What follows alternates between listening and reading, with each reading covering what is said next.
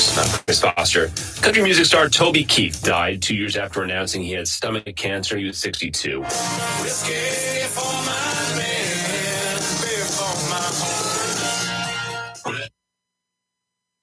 Family says in a statement that Toby Keith passed away peacefully last night, surrounded by his family, and that he fought his fight with grace and courage. More rain is falling in Southern California. It's been coming down since Sunday morning in and around Los Angeles. Widespread flooding and wind damage. The ground is saturated with water after all of this rain. 307 mudslides have been reported, and the water continues to run down slope. Some rain gauges here in the Los Angeles area measuring nearly a foot of rain over the past couple of days. Fox Weather's Max Gordon in LA. There are at least 5 homes damaged by mudslides. America's listening to Fox News.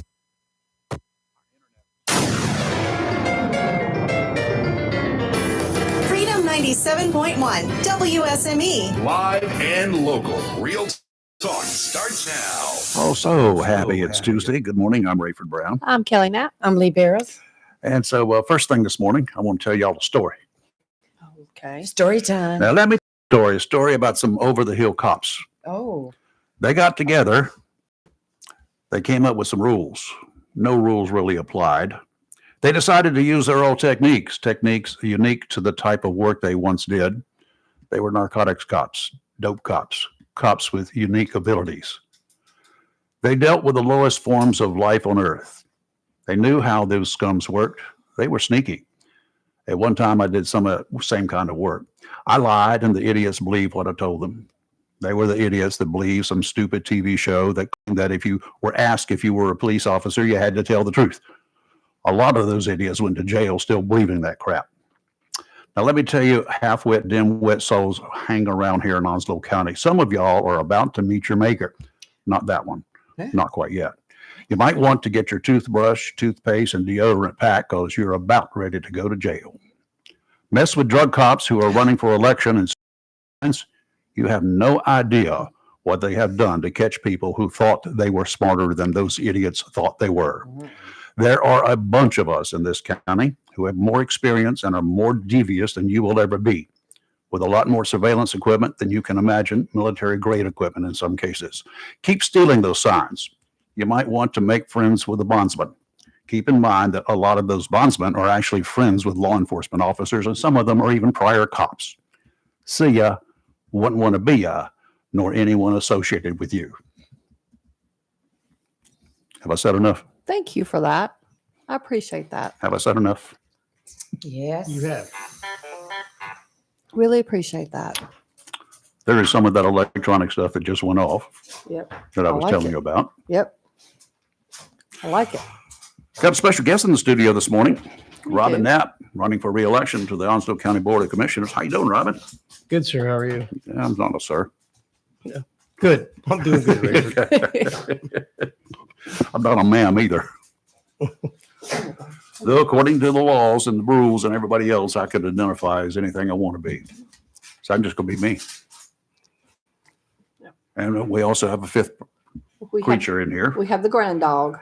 Lucille. Lucy, how you doing, girl? Say hi to your grandpa.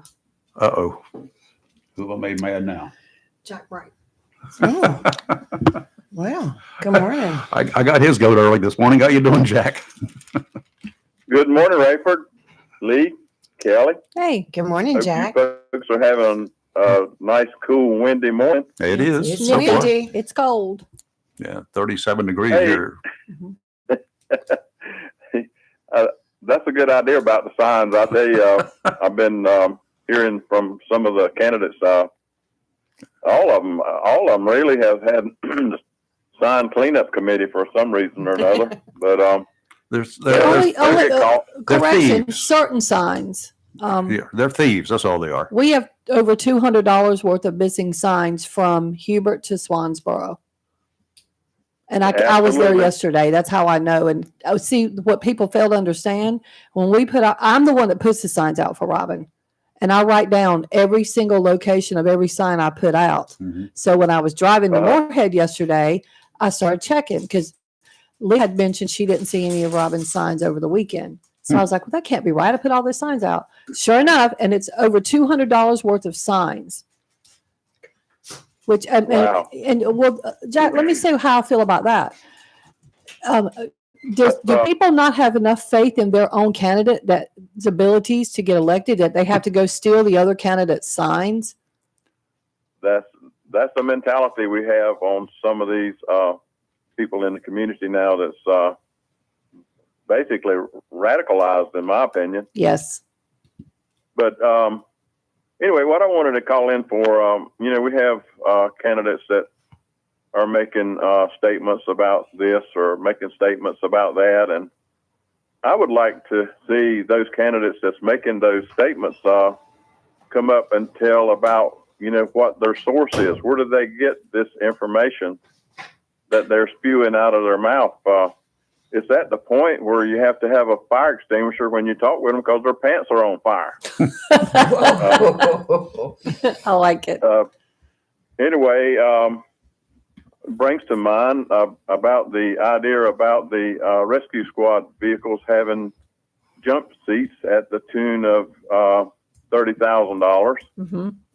That $30,000, and I don't know if that's the exact amount, but that's close to it. But that was to equip all of the rescue squad's vehicles that were needed, not just one seat. And since then, and that was used several years ago, all those ambulances that had to have those seats, which was a safety issue, all of those rescue squad vehicles have been replaced, and no rescue squad vehicles now are equipped with jump seats. None of them. None of the existing new vehicles have them, and by not having the jump seats in, it saves about $7,000 per vehicle not to have those vehicles equipped with the jump seats. What do they have in the back? They've got to have something for the attending. They've got bench seats now with seat belts on the bench seat for safety. That was the reason they have to have protection for passenger restraints. Yes. Because as you probably have reported, there's been several accidents involving rescue squad vehicles, not just here, but other counties. And if you got people in the back that's being thrown around, it's really dangerous to not have those people restrained. And that was the reason for having those seats in the back of those emergency vehicles.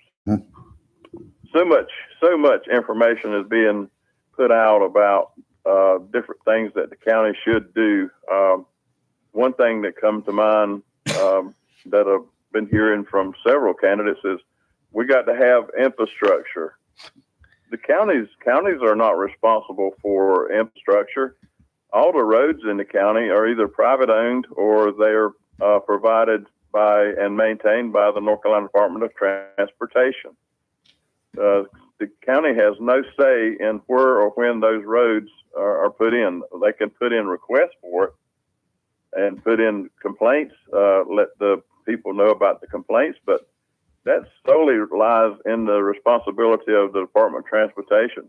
And if somebody's got a problem with a road that's on a state maintained system, Phil Shepard is the chairman of the Transportation Board in Raleigh. So I would refer those situations and those complaints to Representative Shepard, and maybe he can get money. Roads cost money to build and maintain. Mm-hmm. So that's why probably from what I have known and experienced being a commissioner before, most of the counties, I would say just about 98% or maybe even more, has no role in providing road or road maintenance. Now, cities is a different story. Municipalities, they can get POW bill money from the state, and this POW bill money is used to help maintain the roads that's in the cities,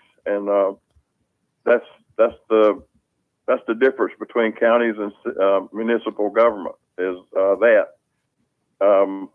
Other items of infrastructure is water and sewer. Well, Jacksonville chose not to join UNWASA, so Jacksonville is the lone city and municipality in Onslow County that still has control over their water and sewer.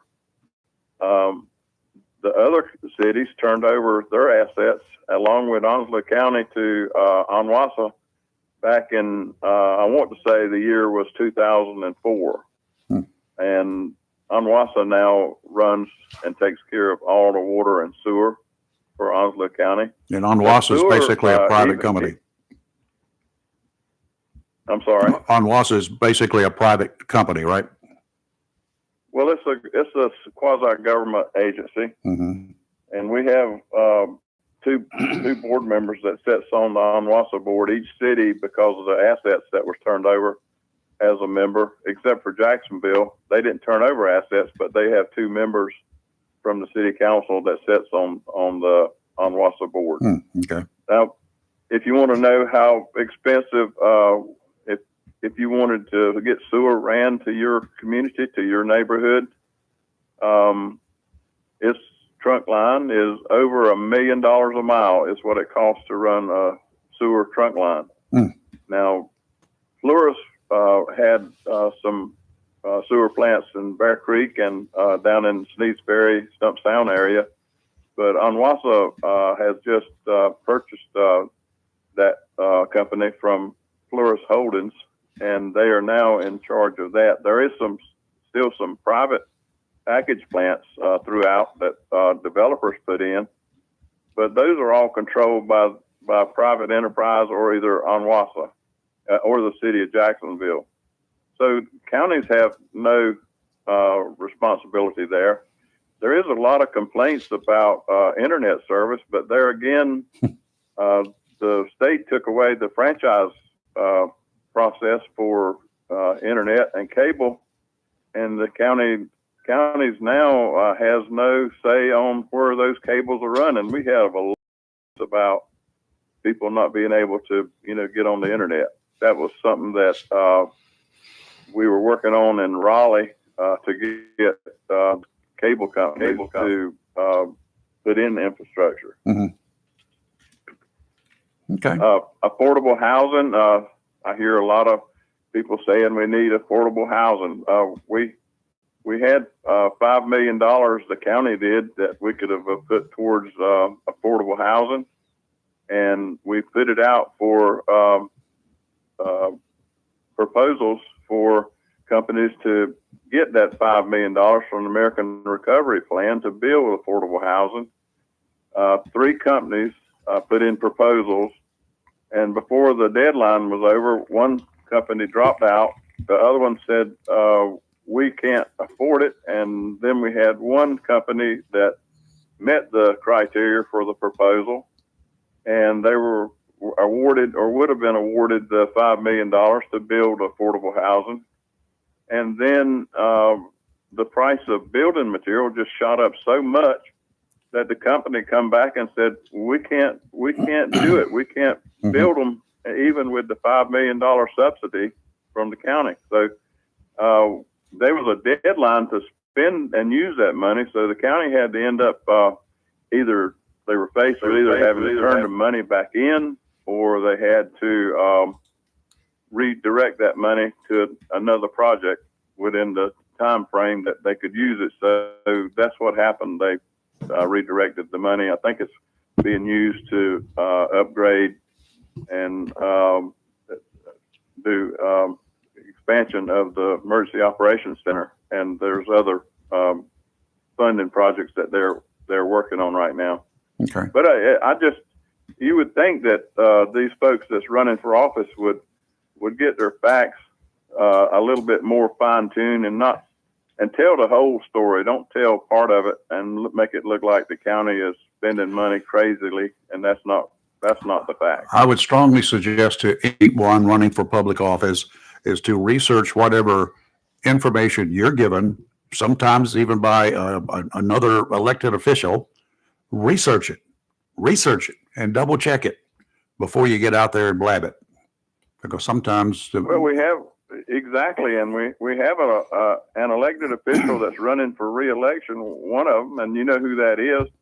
And that individual is going out and putting out all kinds of information that's not accurate, not correct. It's a shame that we've got somebody in office that cannot tell the truth like it really is. Okay. Hey, Jack. Thank you, sir. Take care. All right. We appreciate it. My rant for the day. It's a good one. Thank you, sir. Okay. And in the studio with us is one of those county commissioners, Robin Knapp, running for re-election too. How's the campaign going?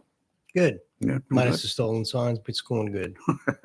That'll come to pass one day. Oh, they'll be caught. Trust me. I know that. You're one of those drug cops I was talking about. Well, when you get down there and you steal signs or move them, whoever you are, it's theft. And, It is. And we don't sit back and idly watch it. There's some things that are in motion. Mhm. I'm just, like I say, get your toothbrush and your toothpaste and Some- your some- deodorant packed. Some of my friends that are retired law enforcement, former law enforcement, are upset, and there's some things being done, Yeah, it's not just yours. and some of them are Yeah. private investigators as well. Yeah. But it seems to be two individuals more than anyone else. Yeah. So, and off the air, I'll tell you something else. I'm not Okay. going to say on the air. All right.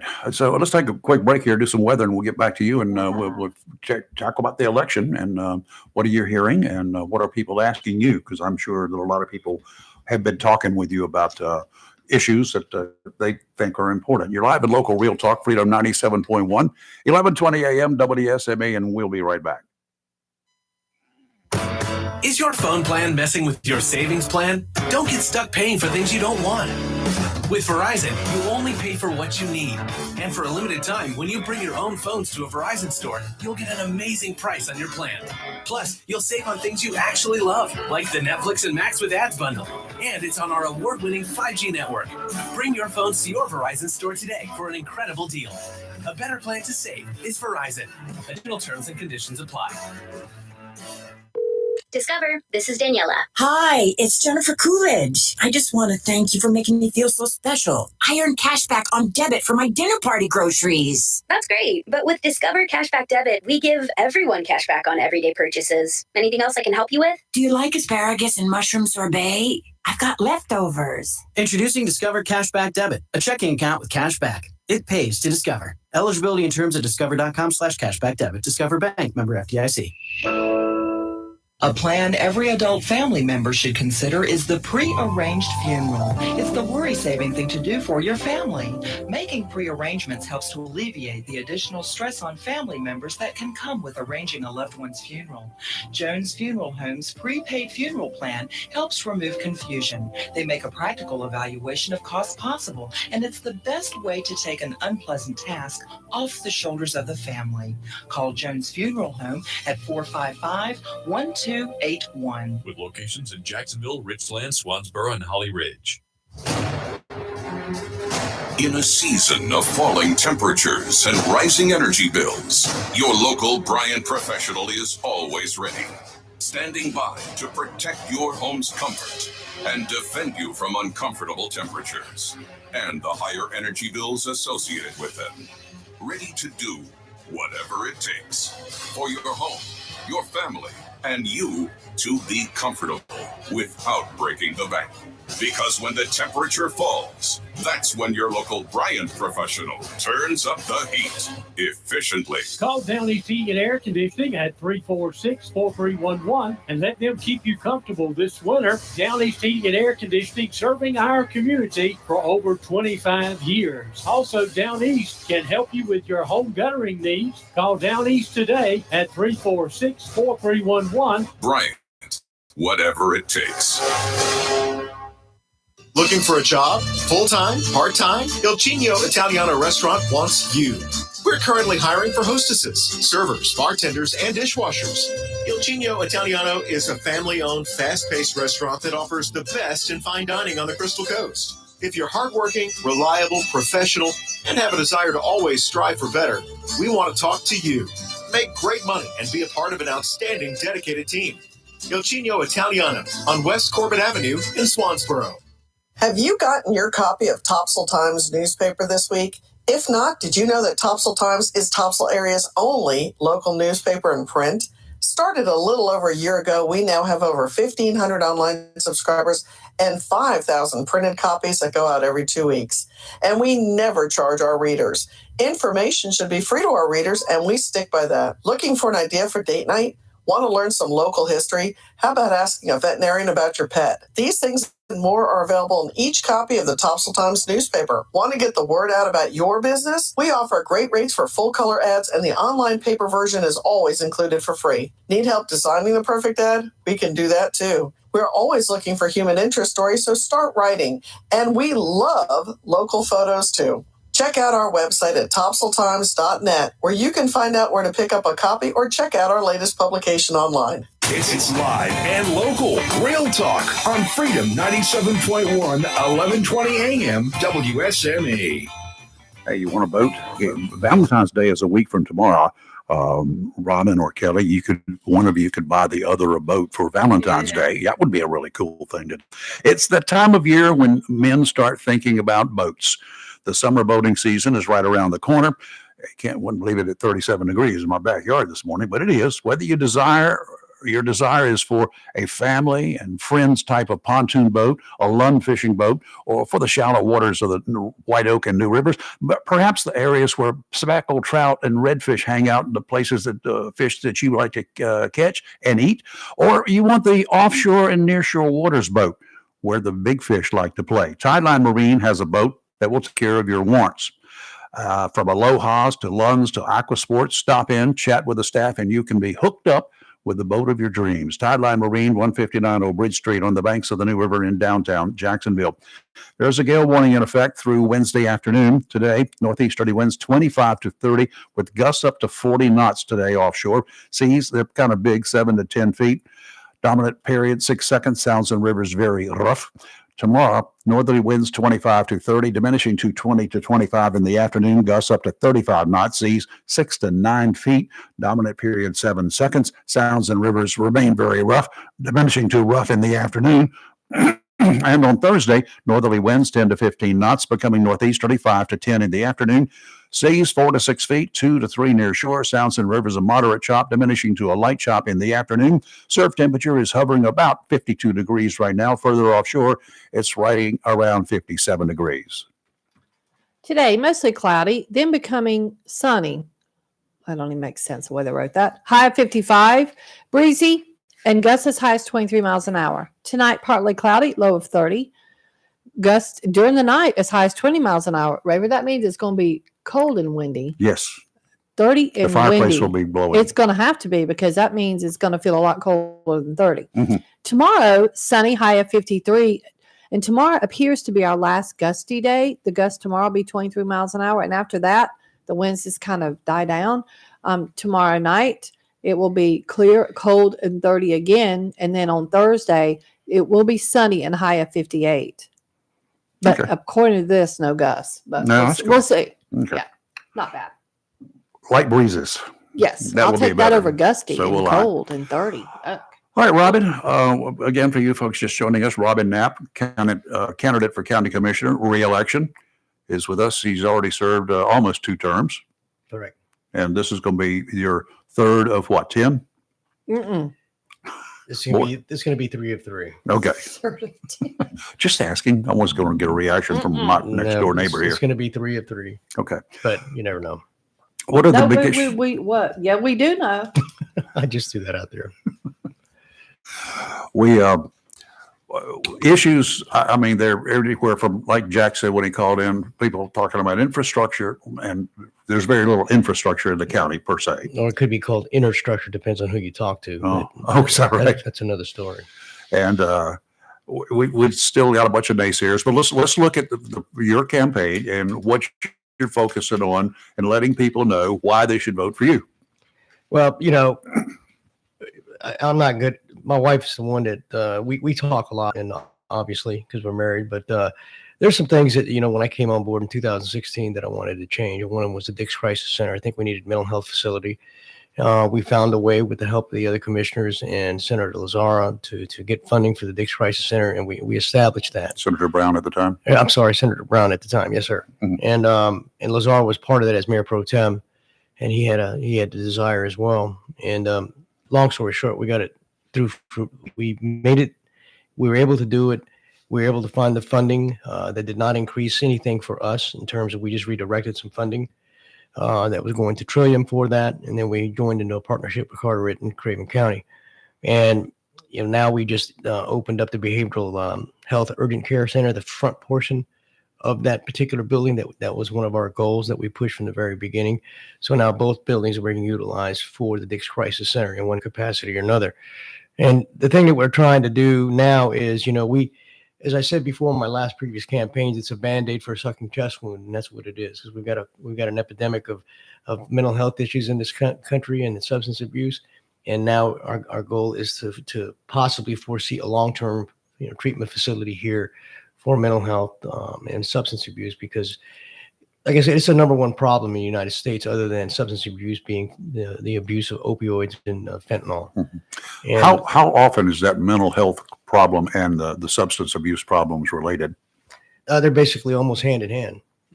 When you get individuals that are driven to fentanyl, driven to opioids because of mental health issues, and vice versa. So I can't really put my finger on that. That's for the experts. But generally speaking, they go hand in hand, and it's kind of like a dual disease, so to speak.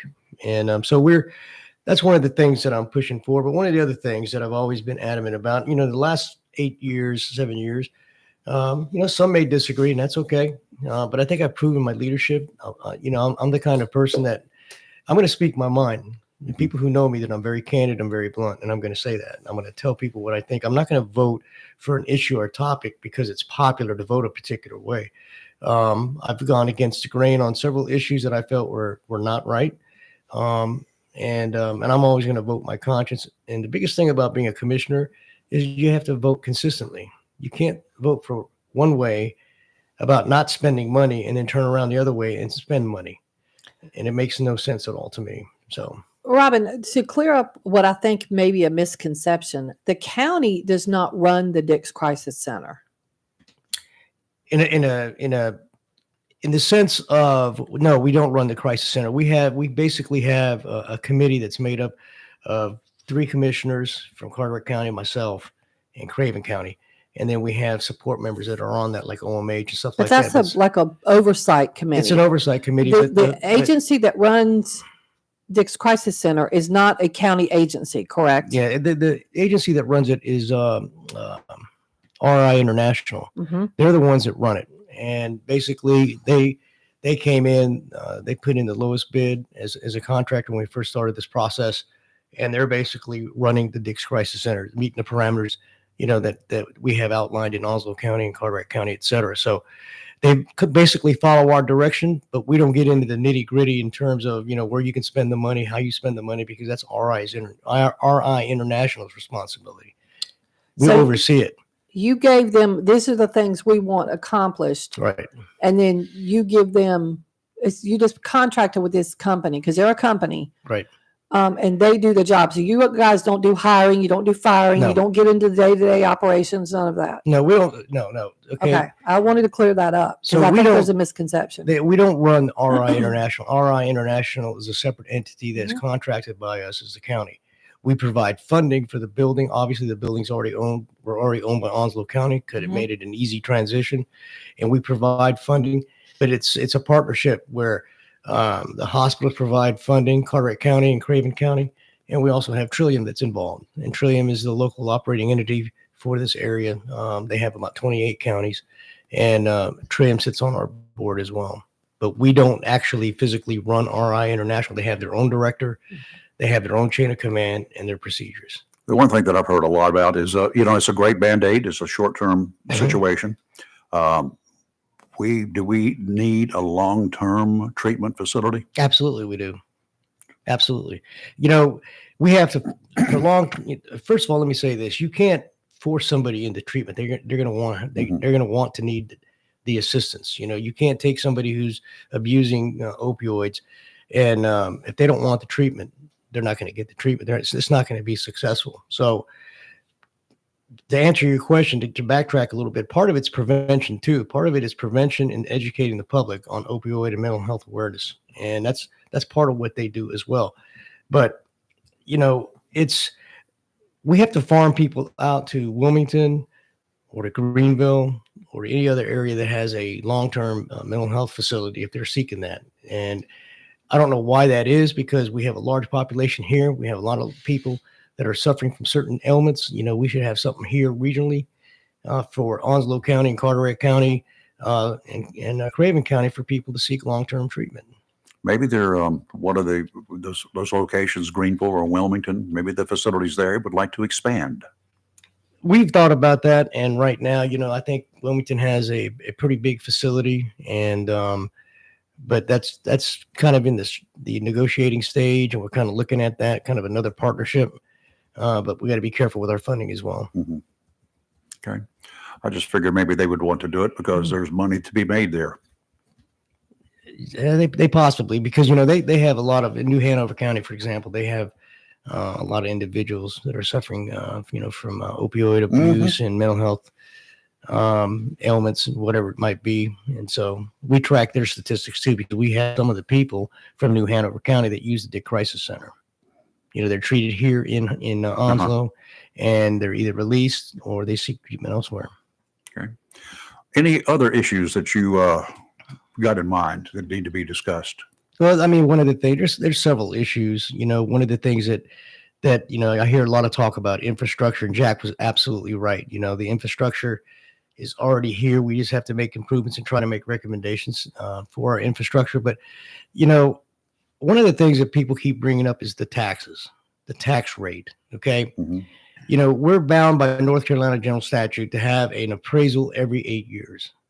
At Onslow County, we decided to do it every 4 years, because if you go from 1980 to 1988, those 8 years, and you decide to do an appraisal, you're going to suffer sticker shock because everything's going up, especially now in our economy. We just had the last appraisal two years ago, 22. We're due for our appraisal again in 2026.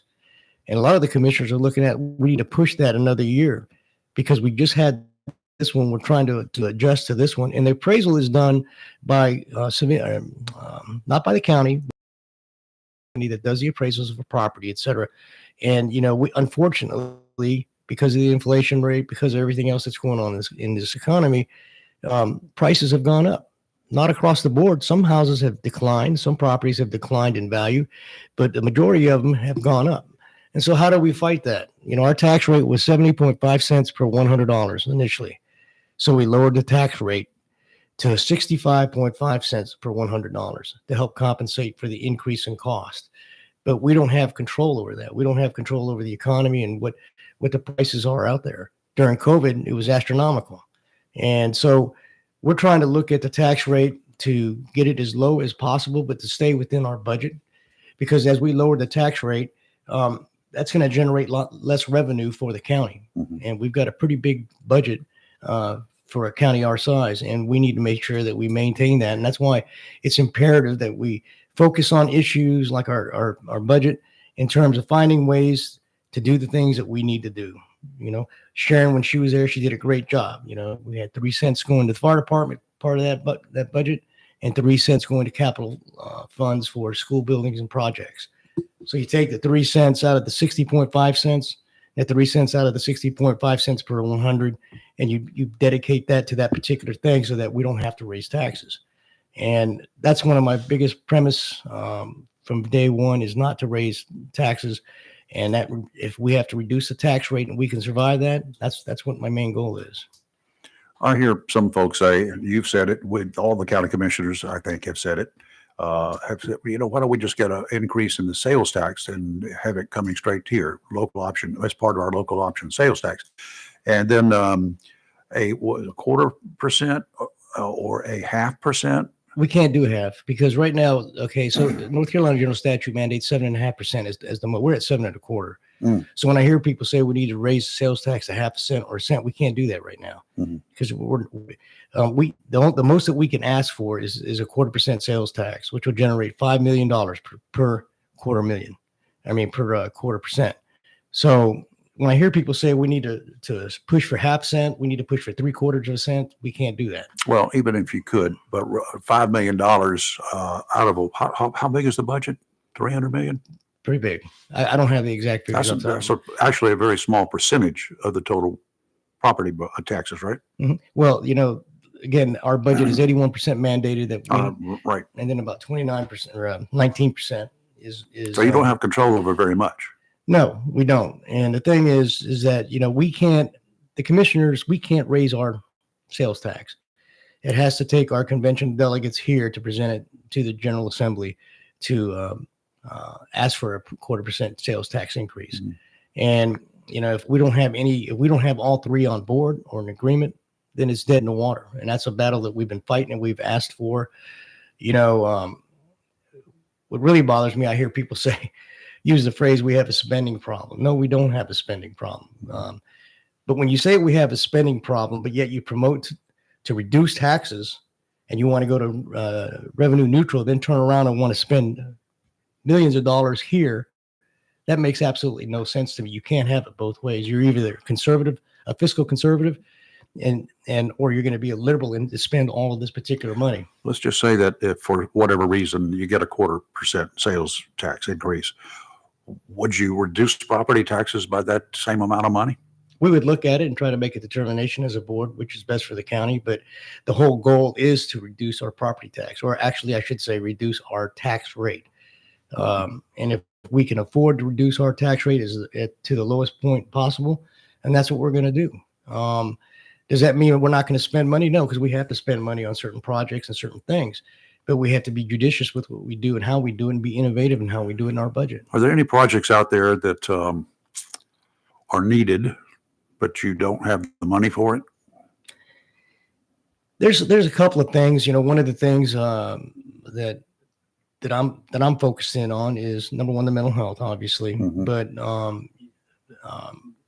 we just expanded our EOC, which is really good, for using grant money and some other funds that have been redirected towards the EOC. And that's over $11 million project, which I think is going to be very, very productive. Some of the projects that I'm concerned about is animal control, the facility that they're in, and trying to overhaul some of the procedures and policies and relook over our ordinances and things of that nature, and try to provide a better animal control. We got a great one, don't get me wrong. I think we have a great animal control office, but we need to expand our abilities and probably expand our personnel, because they're shorthanded as well. But that goes across the board with DSS and the Sheriff's Department. We've got individuals, they need people at the Sheriff's Department. They need people in DSS. They need social workers. They need caseworkers. And, because the problem with crime and the problem with domestic battery cases, domestic abuse cases, it's continually rising. Mm-hmm. So those are some of the things that we're looking at and trying to do the best we can for that. Okay, let's take a caller here real quick. Good morning. Who's this? Phil. Hey, Phil. What's up? Not much. Hi, Mr. Knapp. How are you doing? Hey, good, sir. How are you? You know what you need to do about your signs? Put dye packs like the banks do. Oh, that's a great idea. Put dye packs on them. Yeah. Oh, I like that. Trust me, Phil, I love you. That is awesome.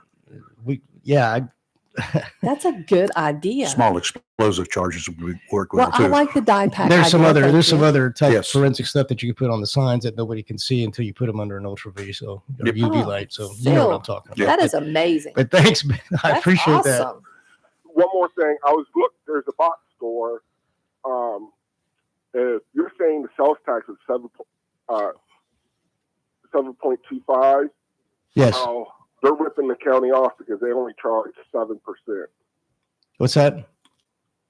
A big box store. I think a lot of places only charge 7%. Okay. Only 7%.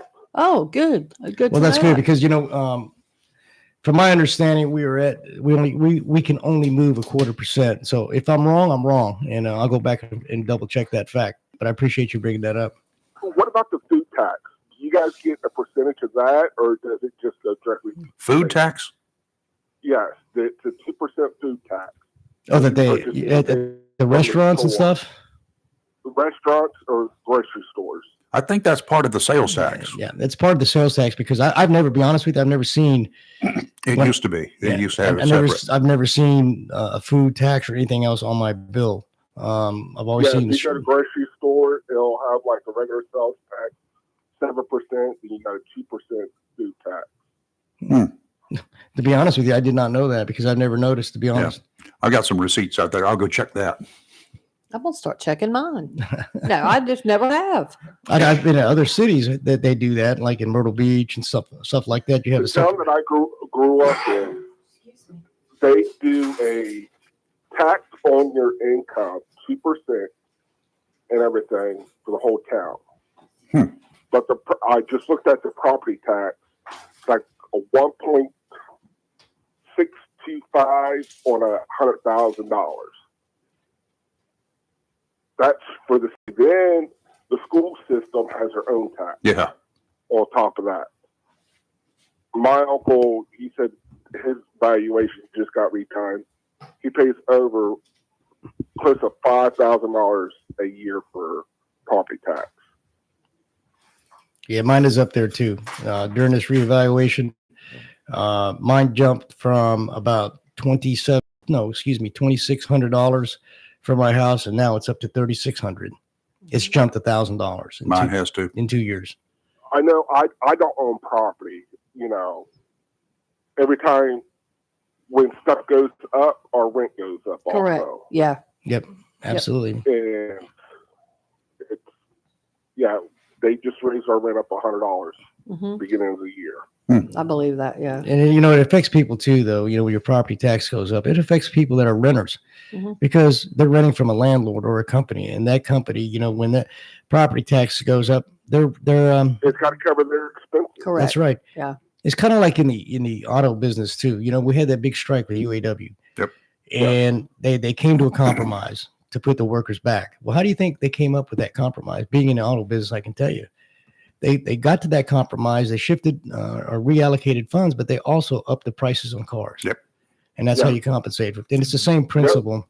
And the even thing, when the cars get transported, you got to pay a fee for the transport fee. I used to work at a dealership. yeah, so you understand what I'm talking about. And those fees do climb. In other words, they increase their fees and everything goes up. And I contribute a lot of it to our economy too, the present state of our economy under Joe Biden and his regime and the administration. You know, our inflation rate, everything. You know, like you used to say, Rayford. You know, before Biden took over, gas was $2.12 a gallon at Sam's the day before the election. Then the day after that, it jumped because they knew what was coming. Yep.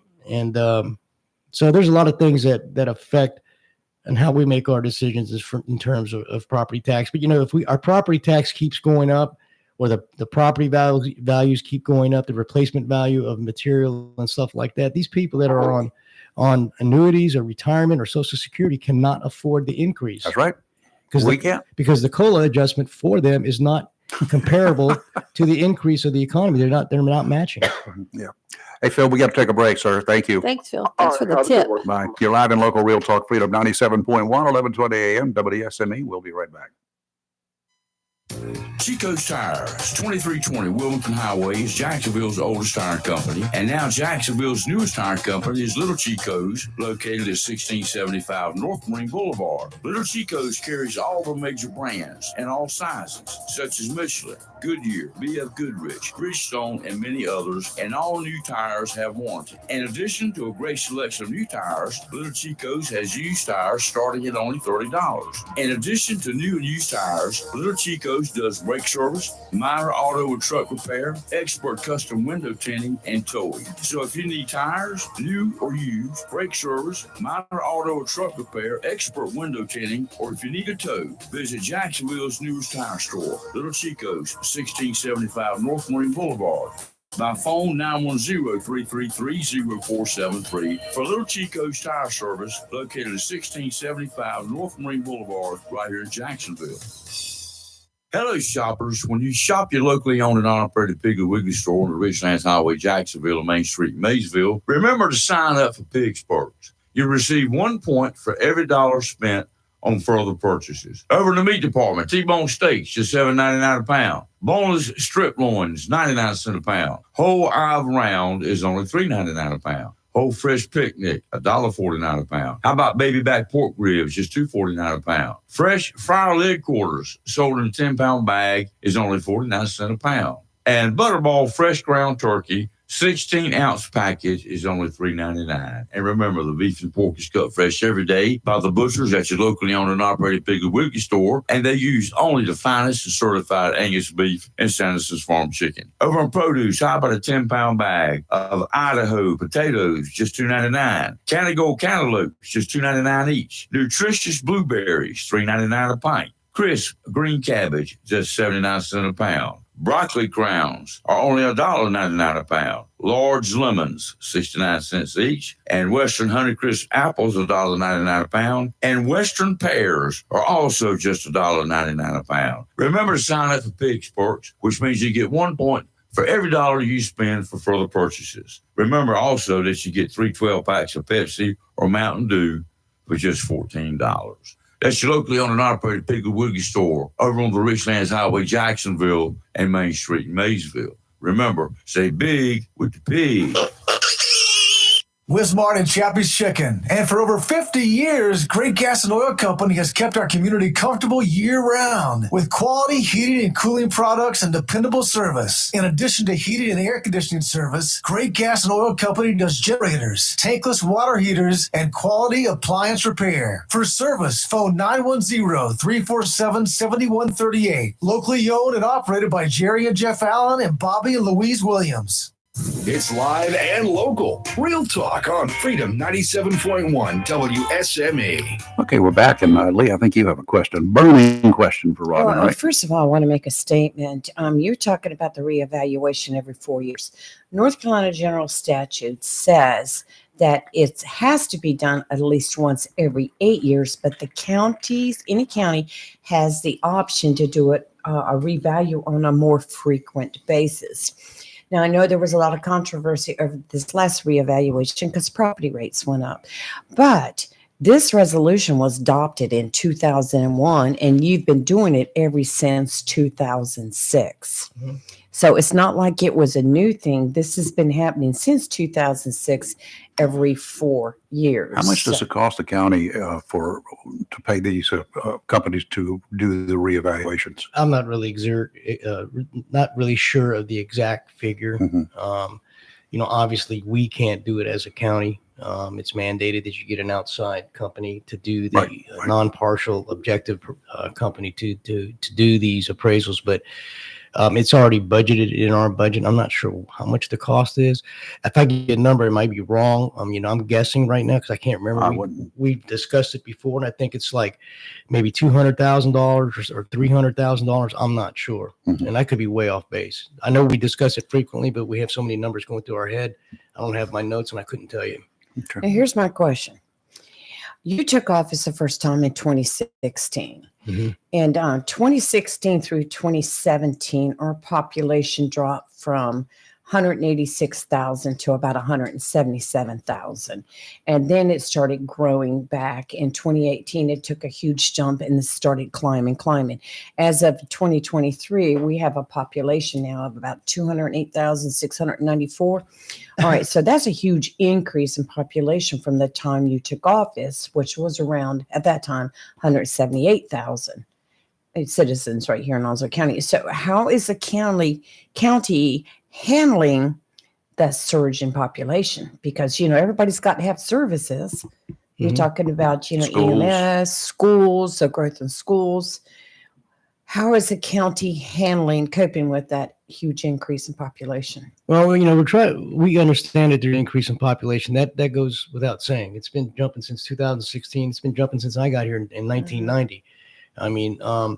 So when we had this jump in population, there's a lot of issues that arise with our housing and services, like you talked about, things of that nature.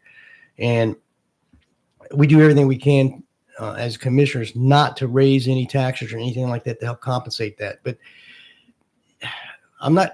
it's a difficult question because to get some of these services, like even Royce Bennett mentioned the other day, to get some of these services or higher quality services, the only option is to raise property taxes, to help pay for it. But we're trying everything we can from a county offices to redirect our priorities and to find ways where we can cut money in certain departments or things of that nature so we can help compensate for the cost, the ever rising cost of this or that, and we're trying to do it as best we possibly can. Well, that's a tough question though, because with more property itself in place, you should have more income coming in, right? That's in right. the form of property taxes. You got 30,000 people extra. They got to live somewhere, and somebody's got to pay property taxes on it. Yep, that's right. So they are actually generating money as well. So when they come in here, I hear all the time about a housing shortage, and there's developers out there putting up condos, new houses, and things like that. And we've been doing that, but we also been judicious about it too, because there's certain parts of the county. For example, we had the Hubert rezoning, the last meeting, which was yesterday, and we talked about that where there's a partial land, dangerous intersection. They wanted to put condos up there. We didn't think it was a good idea because of the safety factor, and so. We have other projects that are going on in the county, and we're doing expansion, and I believe in expansion, but expansion has to be conservative and it has to be with a lot of wisdom, if you know what I mean. Mm-hmm. Sure. So let's go ahead and take a break here. You're live in local Real Talk Freedom 97.1, 1120 AM, WSME. We'll be right back.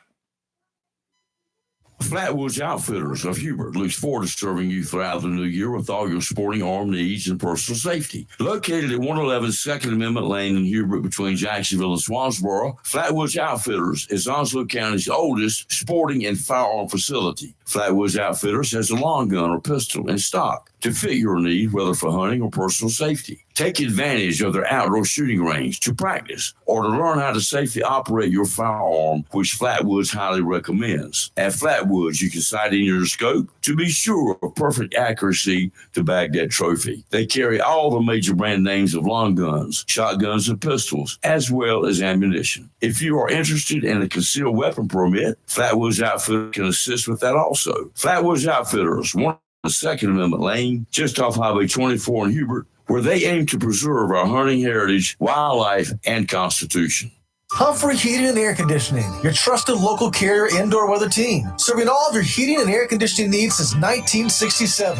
Now offers residential and commercial duct and dryer vent cleaning, and now offers expert residential and commercial plumbing service. In case of a power outage due to a storm or for any other reason, be prepared with a Generac generator for your home or business. Humphrey Heating and Air Conditioning has Generac generators in stock, ready to install today. Remember, better breathing comes with cleaner air. Let Humphrey Heating and Air Conditioning improve the air quality in your home or business with professional air duct cleaning. As always, Humphrey Heating and Air Conditioning is available 24/7 for all your heating, cooling, and plumbing emergency needs. Turn to the carrier experts, Humphrey Heating and Air Conditioning, with locations in Jacksonville and Hampstead. Visit online, humphreyheating.com, and follow us on Facebook and Instagram. Humphrey Heating and Air Conditioning since 1967. Relax, we're on the way. Southern Touch Painting, Maintenance, Power Washing, and Roofing specializes in residential and commercial interior and exterior painting. In fact, they paint most anything except cars, including homes, businesses, apartment complexes, decks, and they do minor repairs, wood repairs, pressure washing, waterproofing, and more, including storm repair and cleanup. Southern Touch Painting, Maintenance, Power Washing, and Roofing, fully licensed, insured, and locally owned and operated by Roger Carroll Jr. References available and customer satisfaction is always guaranteed. So if you want to painted, maintained, power washed, or need a new roof, call Southern Touch Painting, Maintenance, and Power Washing at 910-939-0749 or visit southerntouchpaintingnc.com. Southern Touch Painting, Maintenance, Power Washing, and Roofing salutes our troops and is proud to be part of the continued growth of Onslow and surrounding counties.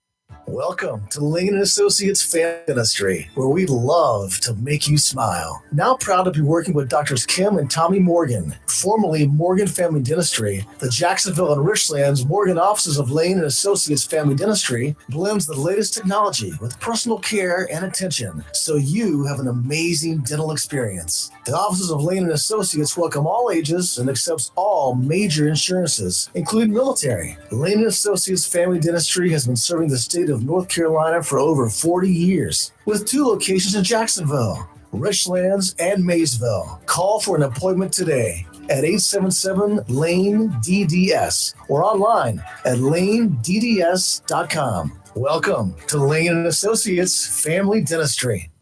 Freedom 97.1 WSME. It's live and local real talk on Freedom 97.1 WSME. Okay, and we're wrapping up here and with Robin Knapp. And Robin, if you want to summarize and tell the audience, tell us why they should get out and vote for you. Well, first of all, I appreciate all the support from my supporters in the past to get me reelected, to get elected and then to get reelected.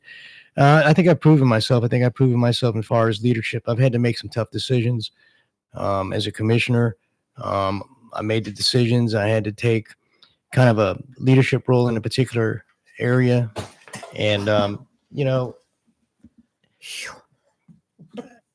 when I vote, the thing I do is that I'm a consistent voter and I'm looking out for the well-being of the constituents. And, I'm a conservative in terms of taxes. I don't want to raise the tax rate.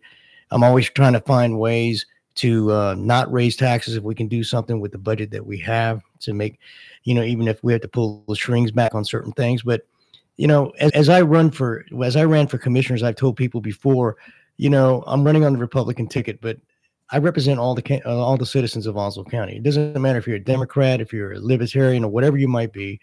I've always run on the premise that I represent everybody. Everybody has a word, an opinion, and they have their own concerns. And so when I approached my job the first time as a county commissioner and the second time during my second term, I kept the same approach. I'm here for the people of Onslow County, everybody, not just Republicans, like I said before, or religion or whatever it might be. And it's my job to listen to the voice of the citizens. And I think I do a pretty good job of that. I listen to them. I answer people that I can. There's certain people that'll say something or ask me something that I know what their intentions are, and they're not good. They're pretty evil, and I won't answer them, period. And that's just, I just feel that I've already proven myself. I want to add another 4 years to my terms because there's some projects that I want to continue with, and I want to continue pressing forward to help this community thrive. When we talk about listening to the public, we take rezoning issues, for example, that may be boring to some people, but it concerns a lot of citizens. And when citizens come forward and voice their opinion, I'm there to listen to them. And if I agree with them, I agree with them. If I don't, I don't. But I'm not afraid to vote my conscience and vote what I think is right. And I've never let any outside agency or outside group influence my decision. And I never went because something's a popular vote for a certain thing. I've never done that. If I agree with it, I agree with it. But if I didn't, I'm pretty adamant about my opinion, and I'll vote against something. So okay, cool. You're going to have honesty from me is what you're going to have. Total transparency is what we expect. Yep. Timmy, you got a question or a comment? Yeah, I sure do, Mr. Agent Cajun. What's happening this morning? Donkey Man, what's up? Oh, man. And we live in the dream, brother. We live just like you. I got a comment. First of all, I think since you're the man of the house, if you want to run a full term, I think you should. You need to hush your mouth. Hush it right now. I had to throw that in there. I had to do that to you, kid. I'm sorry. I'm going to call but I Diane. understand running 3 and stuff. I don't blame you. I mean, it's a job that I really wouldn't have. It takes guts to be a county commissioner. And it's just like the song, see, that McCall has, you don't have to be crazy to drive this road, but it helps. Mm. But I do have one thing for you. I want you to elaborate on something real quick. I've got somebody wanting to be county commissioner, got a county commissioner, got another, and they're talking about, and I laugh when I hear it. They want to go back to an all-volunteer rescue squad. And I have gave them my opinion on it, and I just want your opinion. I want you to put it out there. Okay. Just stand by and listen. He's going to do it right now. I am. Thank you. Okay. Thank you, Timmy. Go ahead. Oh, I thought we were going on break. Nope. I believe in the concept, but it's going to be very, very expensive to go to an all-volunteer. And, let me give you some figures that I got. Okay. The county funded $500,000 for volunteer rescue squads who were only respond as time went by to 20% of the calls that they were getting Does those numbers ring a bell with you? Yes, it does. That's kind of expensive. It's very expensive. And it's not doing due diligence, paying the service to the citizens of Onslow County, in my opinion.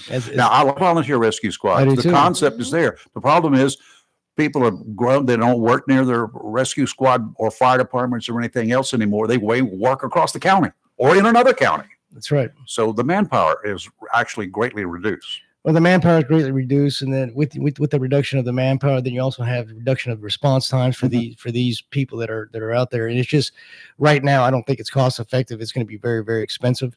And like you said, we have our $500,000 was dedicated to the volunteer fire departments.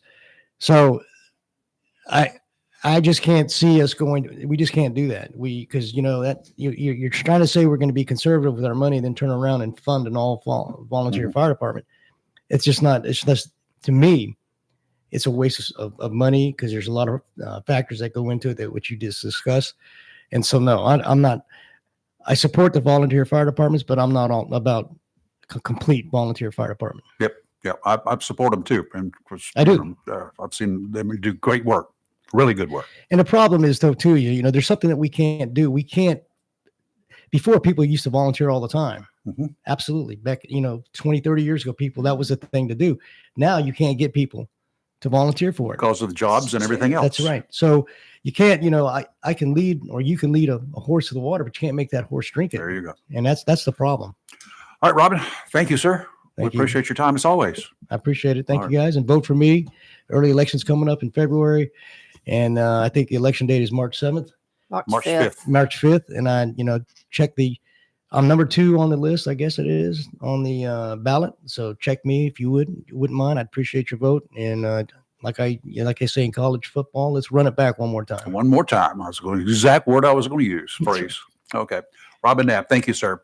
Let's take a break and we'll come back on the other side. We've got another fine gentleman in here. We're going to be talking with him live and local, Real Talk, Freedom 97.1, 1120 AM, WSME. Fox News is now. WSME, Camp Lejeune, W246CJ, Jacksonville. Fox News, I'm Chris Foster. A bipartisan border security bill may not have enough Republican votes to advance in the Senate. Oklahoma Republican James Lankford led 4 months of negotiations and tells Fox it closes loopholes in the asylum system. Those have got to be closed. Even President Trump asked for those to be closed while he was president, and Congress was unable to get it done. We would get it done in this. Former President Trump says this bill should not pass. Alabama Senate Republican Tommy Tuberville on Fox Business. This is a trick they're trying to play to play on us to get $118 billion of American taxpayer money to go overseas. The bill includes more military aid for Ukraine and Israel. I should have been a cowboy. Toby Keith died, 62 years old. He had stomach cancer. He had 20 #1 country hits and was a multi-million-dollar businessman with a restaurant chain and clothing, fishing, liquor, and cannabis brands. America's listening to Fox News.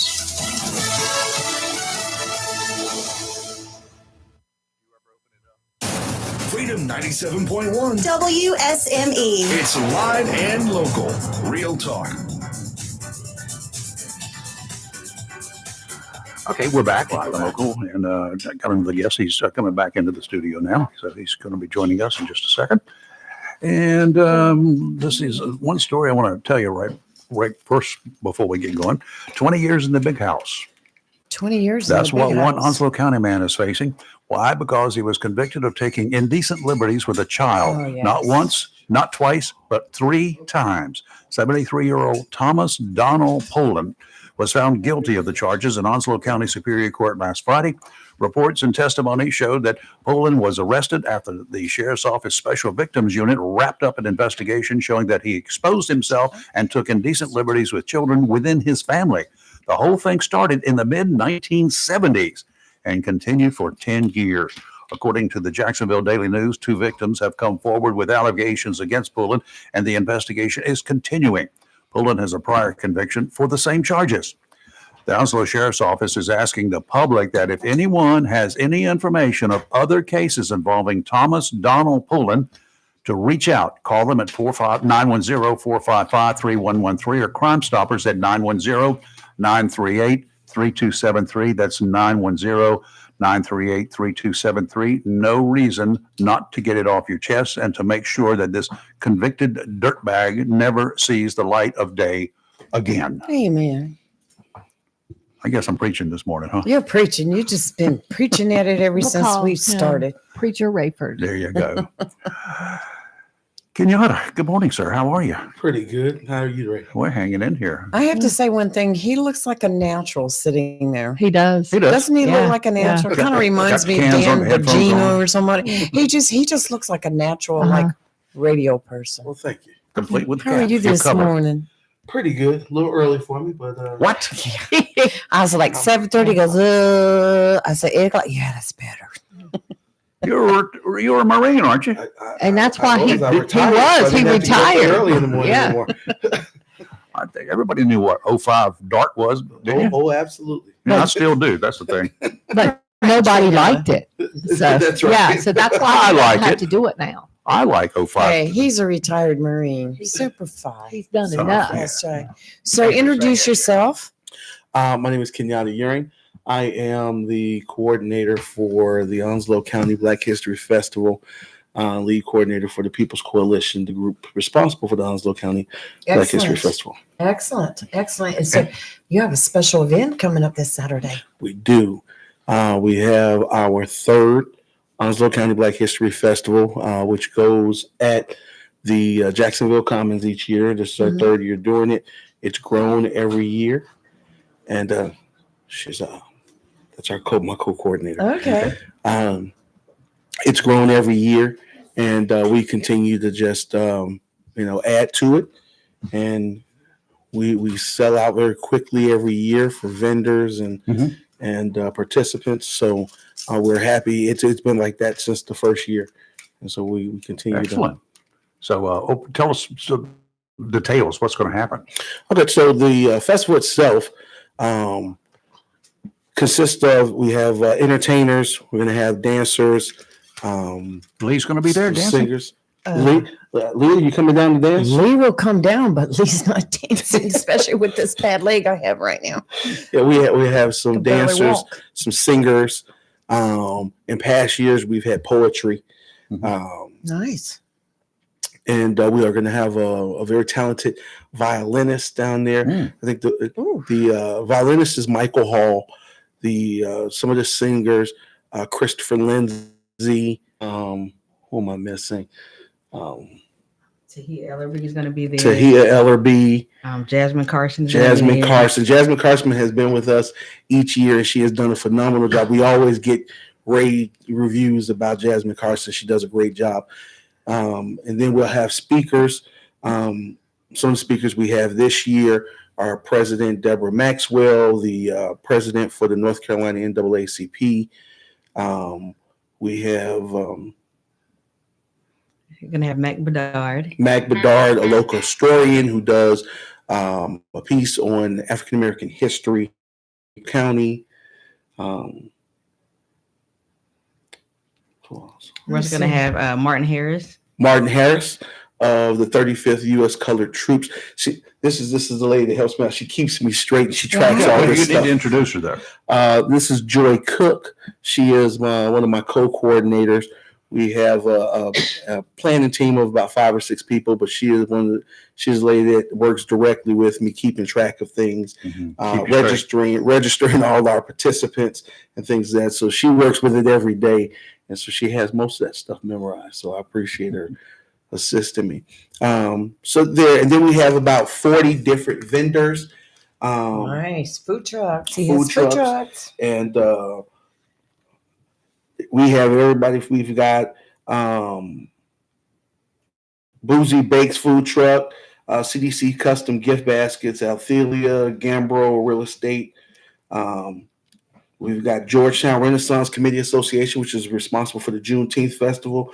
They usually partner with us every year to start ramping up for the festival.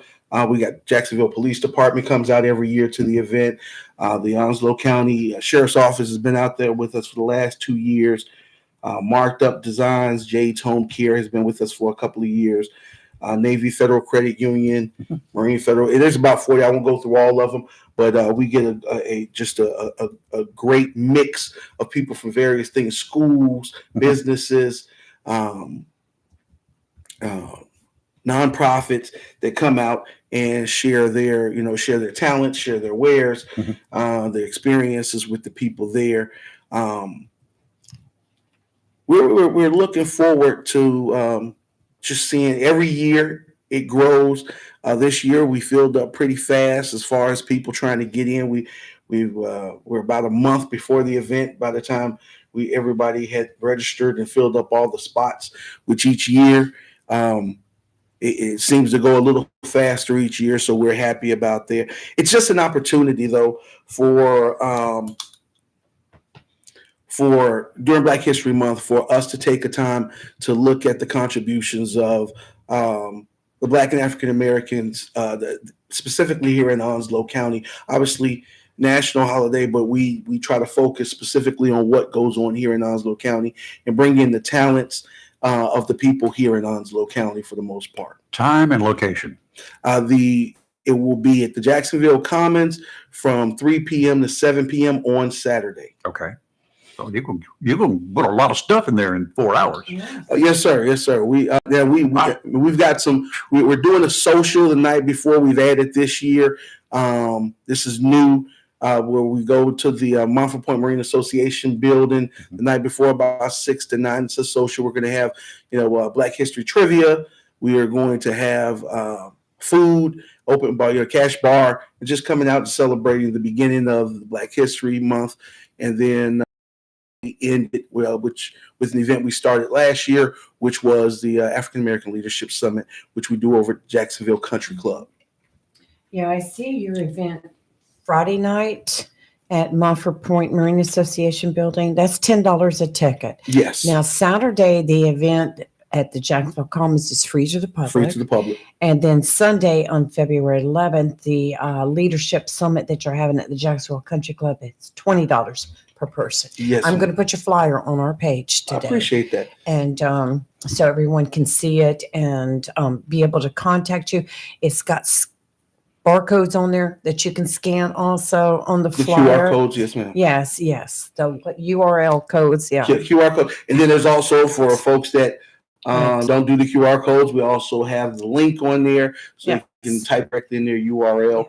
And I do want to say I'm very happy at the sponsors that we have that have helped us throw this every year. They are.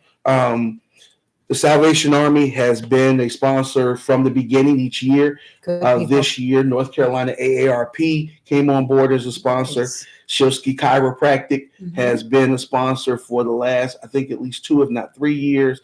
Margoli's Menwear, Forged in Battle, who's just a book that's author, Cleola Davis, Army officer, retired Army officer. The Dottie and Gary and Dottie's Capers Foundation, headed by Major Capers. Great people. We also have a Ladies Touch by Mickey Smith, and so we've got some great. We've got a great group of folks that help us put this on every year and make sure that this can happen. That's how we're able to have the event free to the public. That's great. That's great. Have you got any more events planned for the month of February? We do. One of our biggest partners is the NAACP, and so the NAACP has their meeting coming up next Saturday. Not this Saturday is the festival. Right. Next Saturday is the NAACP meeting. That's on Zoom, and then the People's Coalition has another meeting coming up on February 27th, and those they're going to have guest speakers, a couple of the candidates for North Carolina Supreme Court, and Barbara Butler, a historical veteran, one of the first African-American females to serve as a Fleet Marine Force corpsman with the Marine Corps. Interesting. And then our partner organization, actually headed by Ms. Joy Cook here, Support Her Boots, which is a veteran-based nonprofit. She is having, it's not this month, but later on this year, August 30th, she will be having the 10th annual Soldier Festival, which I believe is also going to go at Jacksonville Country Club. Well, you're going to have to come back on prior to that. Yes, Joy. Oh, yes. All right. I'm going to ask you a couple of trivia questions. I'm ready. No. Who was what was Muhammad Ali's birth name? Cassius Clay. Oh, my golly, good. Who was the first African American Major League Baseball player? Was it WM? Because what's his name? I don't. The actor from Black Panther played him. Jackie Robinson. Oh, Jackie Robinson. darn. And what city is known as the birthplace of hip hop? Brooklyn, Close, the Bronx. New York. Anyway, I just thought you mentioned trivia, so I had to go pull up some. Well, I think she matched You did very well. Yeah, she's about to make you look silly. Yeah, well, it's all right. And we got to mention, of course, the food trucks. Yes, there we have a food trucks. diverse set of food trucks. Oh, We got great. West Indian Food Kitchen. Oh, yes. She does the oxtails, the jerk chicken and rice. We got the Candy Queen. She She's does gonna jerk have chicken. and rice. Oh, And oxtails. The Candy Queen. She's gonna have candy apples. Felicia's ice cream. Marie's Kitchen and Catering. Funnels of Love. Those are the funnel cakes and Boozy Bakes food trucks. So that's your brownies, so cupcakes. So yep. See, that's what I always want to know first. What food trucks are there? I know you do. She's got, you got got a a good collection. Good collection of them. Oh, yes. Okay, what else we need to know?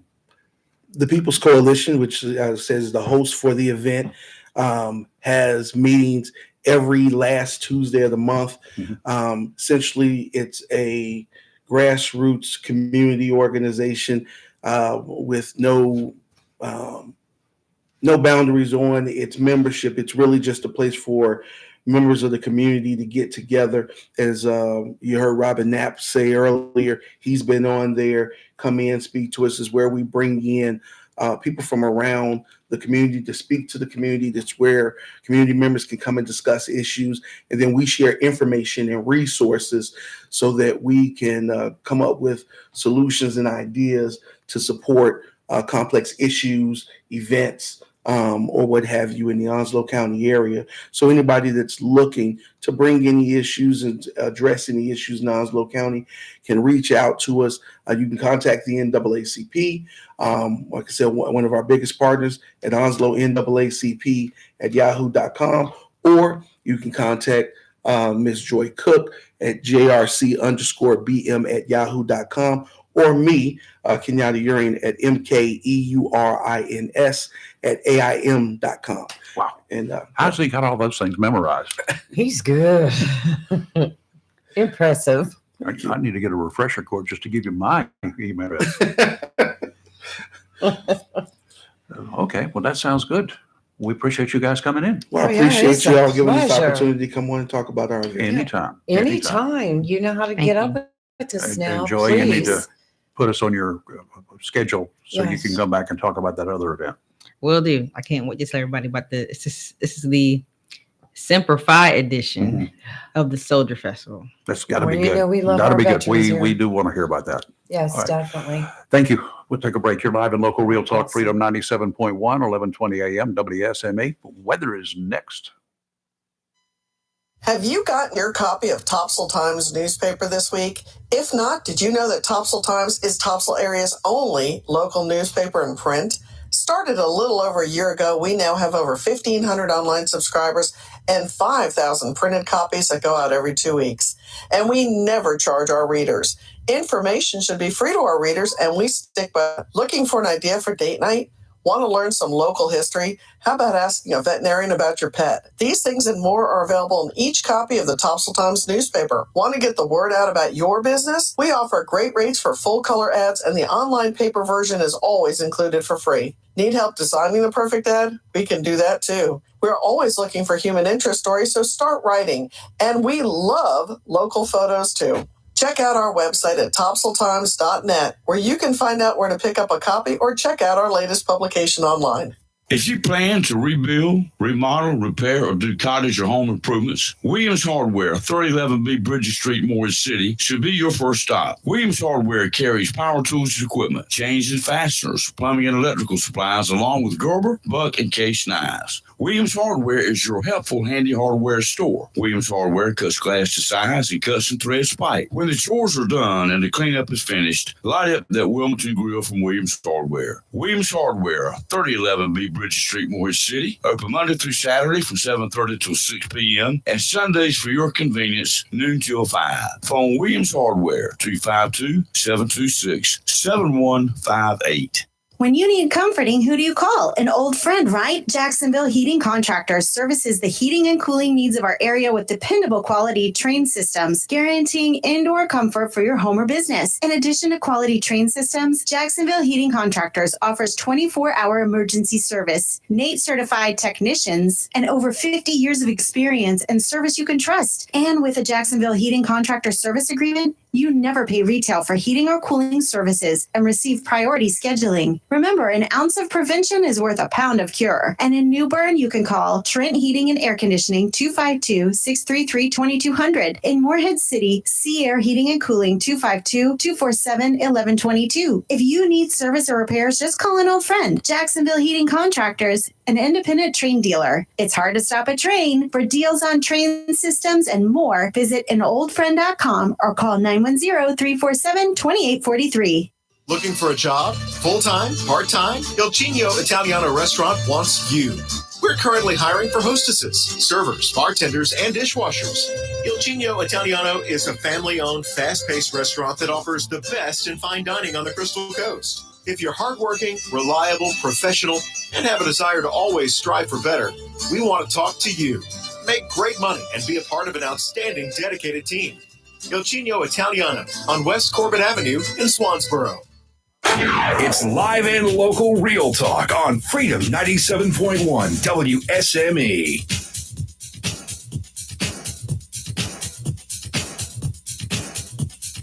Okay, we're back, and thanks for bearing with me for a minute or so. If you need a boat or want a boat, you don't have to need it. You just got to want it. And for you folks, don't forget, if you're trying to find something unique for Valentine's, for your spouse or your girlfriend or your boyfriend, try Highline Marine. Yep. It's that time of the year when men start thinking about boats. The summer boating season is right around the corner. Whether your desire is for a family or a family and friends pontoon boat, for instance, a Lund fishing boat for the shallow waters of the White Oak and New Rivers, the areas where speckled trout and redfish like to hang out, or the offshore and nearshore waters where the big fish like to play, Tideline Marine has a boat that will take care of your wants. From Aloha's to Lunds to Aquasports, stop in, chat with the staff, and you can be hooked up, pardon the pun, hooked up with the boat of your dreams in a matter of minutes. Tideline Marine, 159 Old Bridge Street, on the banks of the New River in downtown Jacksonville. Going to be blustery today offshore. Gale warning is in effect through Wednesday afternoon. Today, northeasterly winds 25 to 30, gusts up to 40 knots, seas 7 to 10 feet, 3 to 5 near shore. Dominant period 6 seconds. Sounds and rivers very rough. Wednesday, tomorrow, northerly winds 25 to 30, diminishing to 20 to 25 in the afternoon. Gusts up to 35 knots, though. Seas 6 to 10 feet. Dominant period 7 seconds. Sounds and rivers remain very rough, diminishing to rough in the afternoon. And on Thursday, northerly winds 10 to 15 knots, becoming northeasterly 5 to 10 in the afternoon. 4 to 6 footers. Sounds and rivers a moderate chop, diminishing to a light chop in the afternoon. And something new we're adding here at a listener's request. Yes. Surf temperature. Right now it's hovering about 52 degrees, depending upon what part of the landmass you are. It will vary a couple of degrees up and down, depending upon what the weather is, because the water is very shallow at the surf. Further offshore, Frying Pan Towers, for instance, it's about 57 degrees. Now, what I'm looking for and waiting for is when the water temperature hits about 66, that's when the Spanish mackerel start rolling in here. The big ones come in first. And 68, the ocean will be loaded with them. Yes. And they're fun to catch and great to eat. All right. We're going to have to put an alarm then when it hits 68. Ding, There ding, you ding, go. ding. It's time to Then go I'll be fishing. gone. Load up the boat. I'll be gone. Okay, today's weather is mostly sunny with a high near 55, breezy with a northeast wind 17 to 20 miles per hour with gusts as high as 23.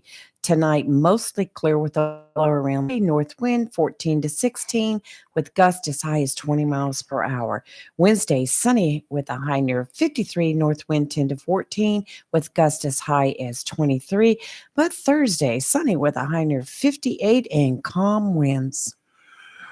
You know, I told you about a story just before we got going here with this segment about the guy that's in the big house going away.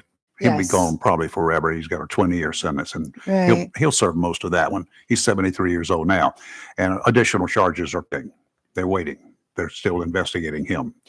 But we got another one. What? What's wrong with these people? Y'all should know better, but apparently some of y'all just don't. Last Friday, this is one that should be highlighted on Kelly's Dumb Crook News. Happened right here in Onslow County. A Richlands woman busted after she was accused of releasing private images without consent. I saw that. Wow. Yeah. Back in December, the sheriff's office took a report that private images had been released on social media without the victim's consent. An investigation revealed that 41-year-old Tabitha Sanders of Richlands had released the images. The case was then presented to the district attorney, and a warrant for felony disclosure of private images was issued for Sanders' arrest. Oh, like you, I'm beating down the door wanting to know more, but that's all that we are supposed to know, apparently. Social media. Really? Someone missed the rest of the story on this one. Let me say one more time. Live and Local is not a news organization. We react to news stories. We do not do breaking news unless somebody calls in a wreck or something. That's the duty of the news teams covering this area. And Be nice. hmm. Right. I do have something that broke this morning that What's I do that? want to talk about. Sure. I don't know if anybody's watching on YouTube and Facebook and see the red Solo cup sitting Yep. up here. Well, that's in tribute to country singer Toby Keith, who passed away early Tuesday at the age of 62. He went under battle with stomach cancer. And Toby Keith, I think the one thing that that first in my memory of him is he was so patriotic because after the 9/11 incident, he started an American Patriotic Tour, and he put on so many shows for our military at USOs everywhere. Such a patriotic singer, and you know he is an Academy of Country Music Award winner several times, and it was just. He received in 2023 the Country Icon Award, and that was his last appearance on any award shows. But heart goes out to all his family and his the fans. I was a huge fan too.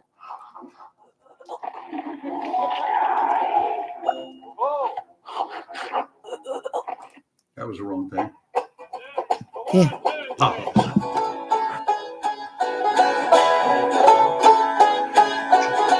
Now, Red Solo Cup is the best reception bowl for barbecues, tailgates, fairs, and festivals, and you, sir, do not have a pair of testicles if you prefer drinking from glass. Hey, Red Solo Cup is cheap. Got to get out of that because we'll get banned on Facebook here shortly. Yes. Keep it very quick. Maybe they'll miss it. Yeah, he had a lot of iconic songs, but when He I did. think of Toby Keith, I think of the Red Solo Cup because it became such a craze at that time. Everybody was walking around with Red Solo Yes, Cups. they were. Yeah. Well, rest in peace, Toby Keith. Yep. Oh, my goodness gracious. Let's see. What else have I got stored up here? I need to take a look at. Well, we may as well go. Well, they had the forum at Swansboro last night. It went very, very well. Tomorrow night, they have another forum, and that's going to be covering the county commissioners. Yeah, last night we So- had the House seat, House Right. district seat, and Right. the two candidates there. And we had, they had the school board candidates.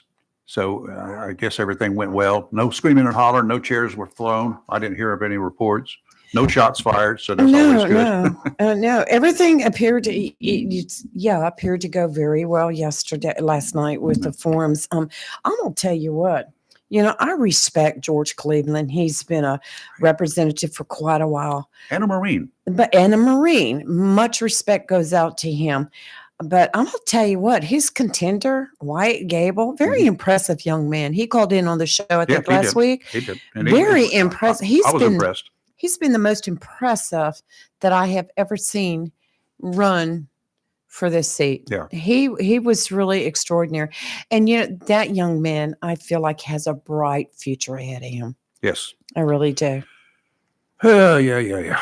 But it was a good forum. And I know yesterday the Board of Education met because they're discussing, the new Parents' Bill of Rights came out. And in that, there is a section where it talks about having a, how would I put this? Like a group of parents, an advisory board that's consists of a group of parents and other people in the county.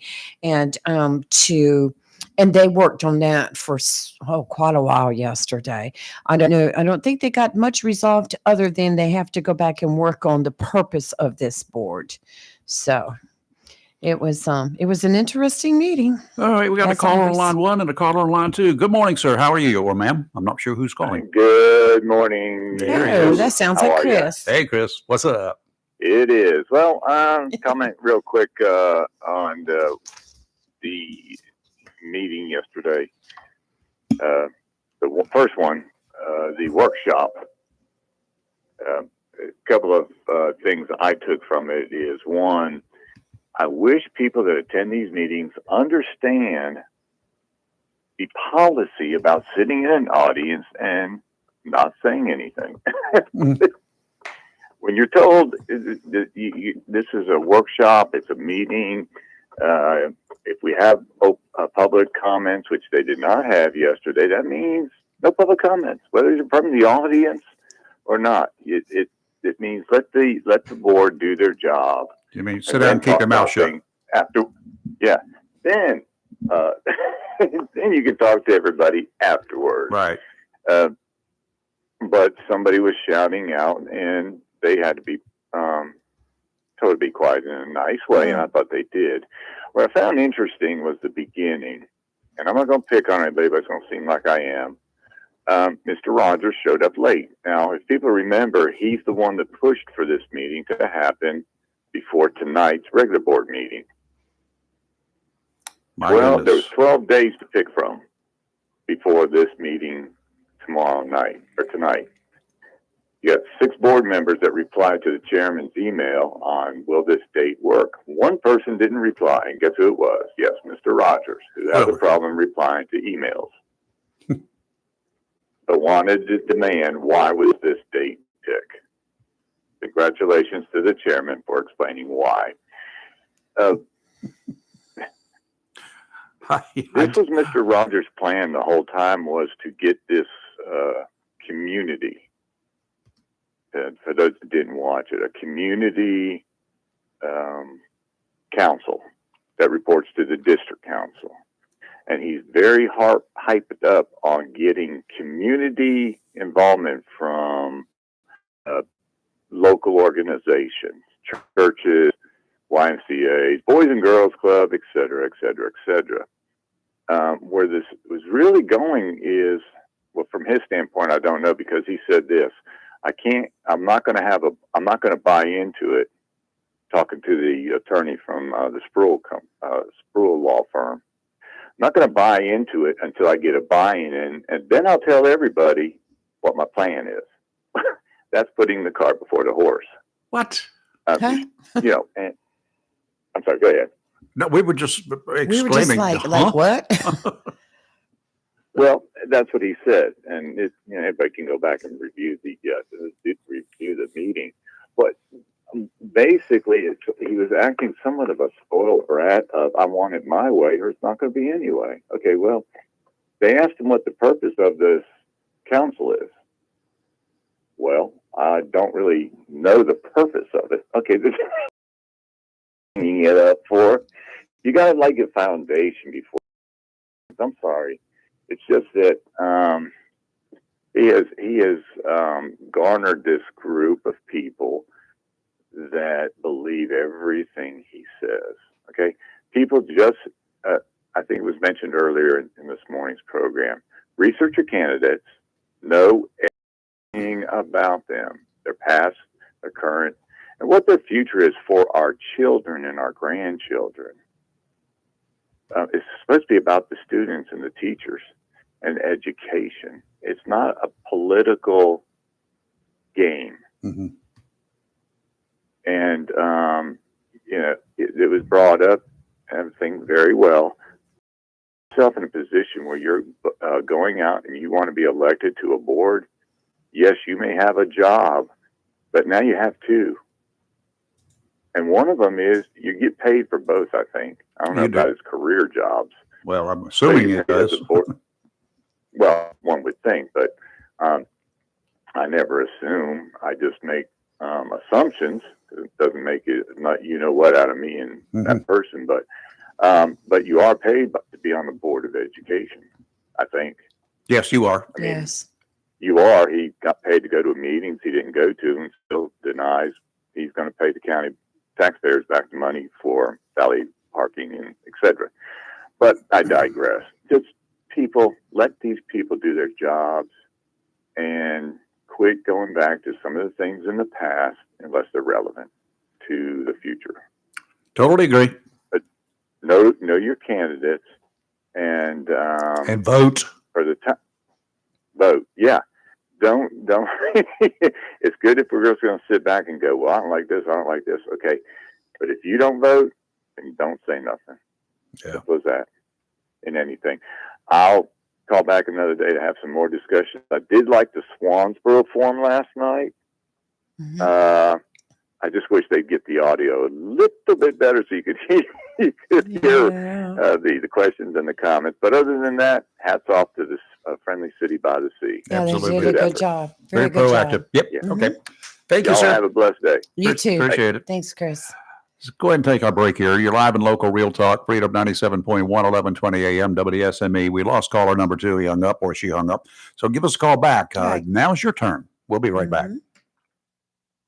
Welcome to Lane & Associates Family Dentistry, where we love to make you smile. Now proud to be working with Drs. Kim and Tommy Morgan, formerly Morgan Family Dentistry. The Jacksonville and Richlands Morgan offices of Lane & Associates Family Dentistry blends the latest technology with personal care and attention, so you have an amazing dental experience. The offices of Lane & Associates welcome all ages and accepts all major insurances, including military. Lane & Associates Family Dentistry has been serving the state of North Carolina for over 40 years, with 2 locations in Jacksonville, Richlands, and Maysville. Call for an appointment today at 877-LANE-DDS or online at lanedds.com. Welcome to Lane & Associates Family Dentistry. Don't break a heart or your bank account this Valentine's Day. Be sure to make it a Barnes Diamond Gallery gift for the love in your life. You see, you always get a sweetheart of a deal at Barnes Diamond Gallery. Family owned and operated since 1982. You are guaranteed to find the perfect diamond, emerald, ruby, or sapphire. Barnes Diamond Gallery also has a great selection of earrings, watches, bracelets, necklaces, rings, and pendants that will make that special person happy this Valentine's Day. Barnes Diamond Gallery custom designs jewelry and pays top prices for gold, sterling silver jewelry, sterling flatware, and diamonds. Make that special person feel extra special with a gift from Barnes Diamond Gallery, 461 Western Boulevard, Suite 120, right here in Jacksonville. Family owned and operated since 1982. Great Gas and Oil Company, and of course, Wismart and Chappie's Chicken, located at 4111 Gum Branch Road, right here in Jacksonville, and 633 Sandridge Road, Hubert, has all you need when it comes to convenience for gas. Cold beverages, great selection for quick pickup essentials. Enjoy fresh, not frozen, delicious meals at Chappie's Chicken, located inside Wismart, 4111 Gum Branch Road and 633 Sandridge Road, Hubert. So if you're in a hurry, get it all. Gas, ice cold beverages, convenience store items, and delicious, fresh, not frozen, Chappie's Chicken at Wismart, 4111 Gum Branch Road, Jacksonville, 633 Sandridge Road, Hubert. If your plans include hitting the road this year to do some traveling, make sure a visit to Silent Service Center is on your to-do list. Travel safety starts with the tires on your vehicle, and a visit to Silent Service Center will give you peace of mind with value in all name brand tires and the largest selection of used tires in this area. In addition to quality tires, Silent Service Center is a North Carolina inspection station and does complete brake service, oil changes, and alignment service. Silent Service Center, 1707 Lejeune Boulevard, Jacksonville, and 108 West Main Street, Havelock. Phone 910-353-4760. It's live and local. Real Talk on Freedom 97.1, 1120 AM, WSME. Okie dokie. While we're in the mood for some politics, I guess. Shame on the Democrat Party and on so-called Dr. Jill Biden. Oh, my. The commander-in-chief, the president of the United States, is allowed to show in public that he is, as a growing number of us, not as capable as we once were. I do not blame the president. I blame his handlers for events that occurred over the weekend that should never have happened. President Biden told a crowd in Las Vegas on Sunday that he recently met with Francois Mitterrand, the French president. Mitterrand has been dead for nearly 30 years. What? Yes. Uh-oh. The comments came while Biden was warning of the dangers of a potential second Trump presidency as he aimed to shore up enthusiasm ahead of Tuesday's Democratic primary in Nevada. Biden recounted a story he was told many times during his presidency about a meeting he had with French President Emmanuel Macron during a G7 meeting in England some months after Biden had taken over the White House. I sat down and I said, America's back, Biden recalled, and Mitterrand from France, looked at me and said, well, then Biden went blank. Well, how long are you back for? The president continued, saying the chancellor of Germany asked him how he, and by extension the United States, would respond if hypothetically thousands of people stormed Britain's House of Commons and killed two bobbies, their police officers, to stop the election of a prime minister.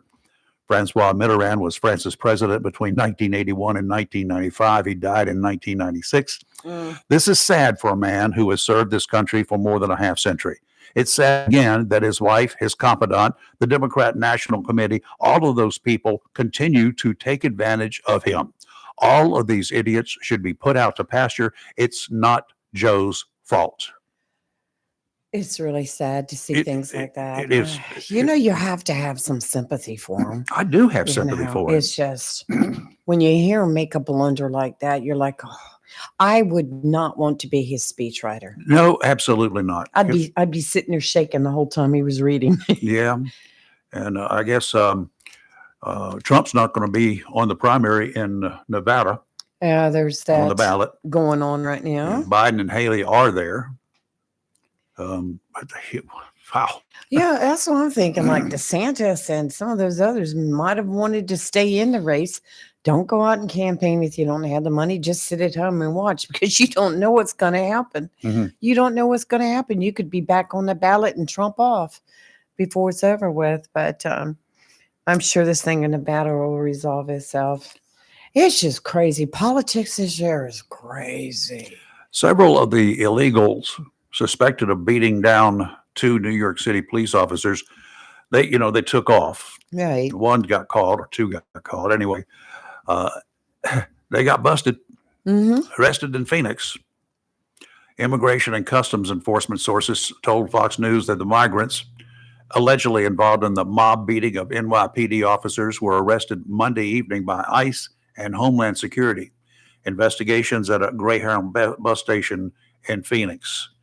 The identities of the people have not been released. There are also no further details on which migrants seen beating the officers were arrested on Monday. Wow. Yeah. Something else too. You touched on it yesterday. We discussed it yesterday, but that bipartisan compromise legislation for the border, the U.S.-Mexico border, man, it got a lot of Republicans up in arms and vowing to oppose it tooth and nail. Not because they are opposing the additional security at the border, right, but there's a lot of money in it going somewhere else. Yeah, they said this is worse than bad negotiation. It's betrayal.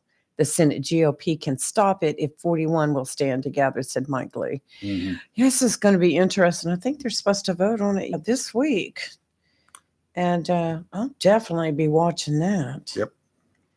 You know, what's it going to take to secure our borders? What's it going to take? We can't Strict get enforcement of the laws that we have in this nation. Well, we can't get our politicians to come together on anything. If they would just strictly enforce the laws that we currently have. Right. Well, Senator Ted Cruz said the whole thing was insane and an utter disaster. I think Senator Tillis is going to be calling soon, isn't he? Yes, I we're would working like on to hear a what date he's for got this to week. say. I would definitely like to hear it. Yep. So, I don't see Well, you anything yet. talking about weather?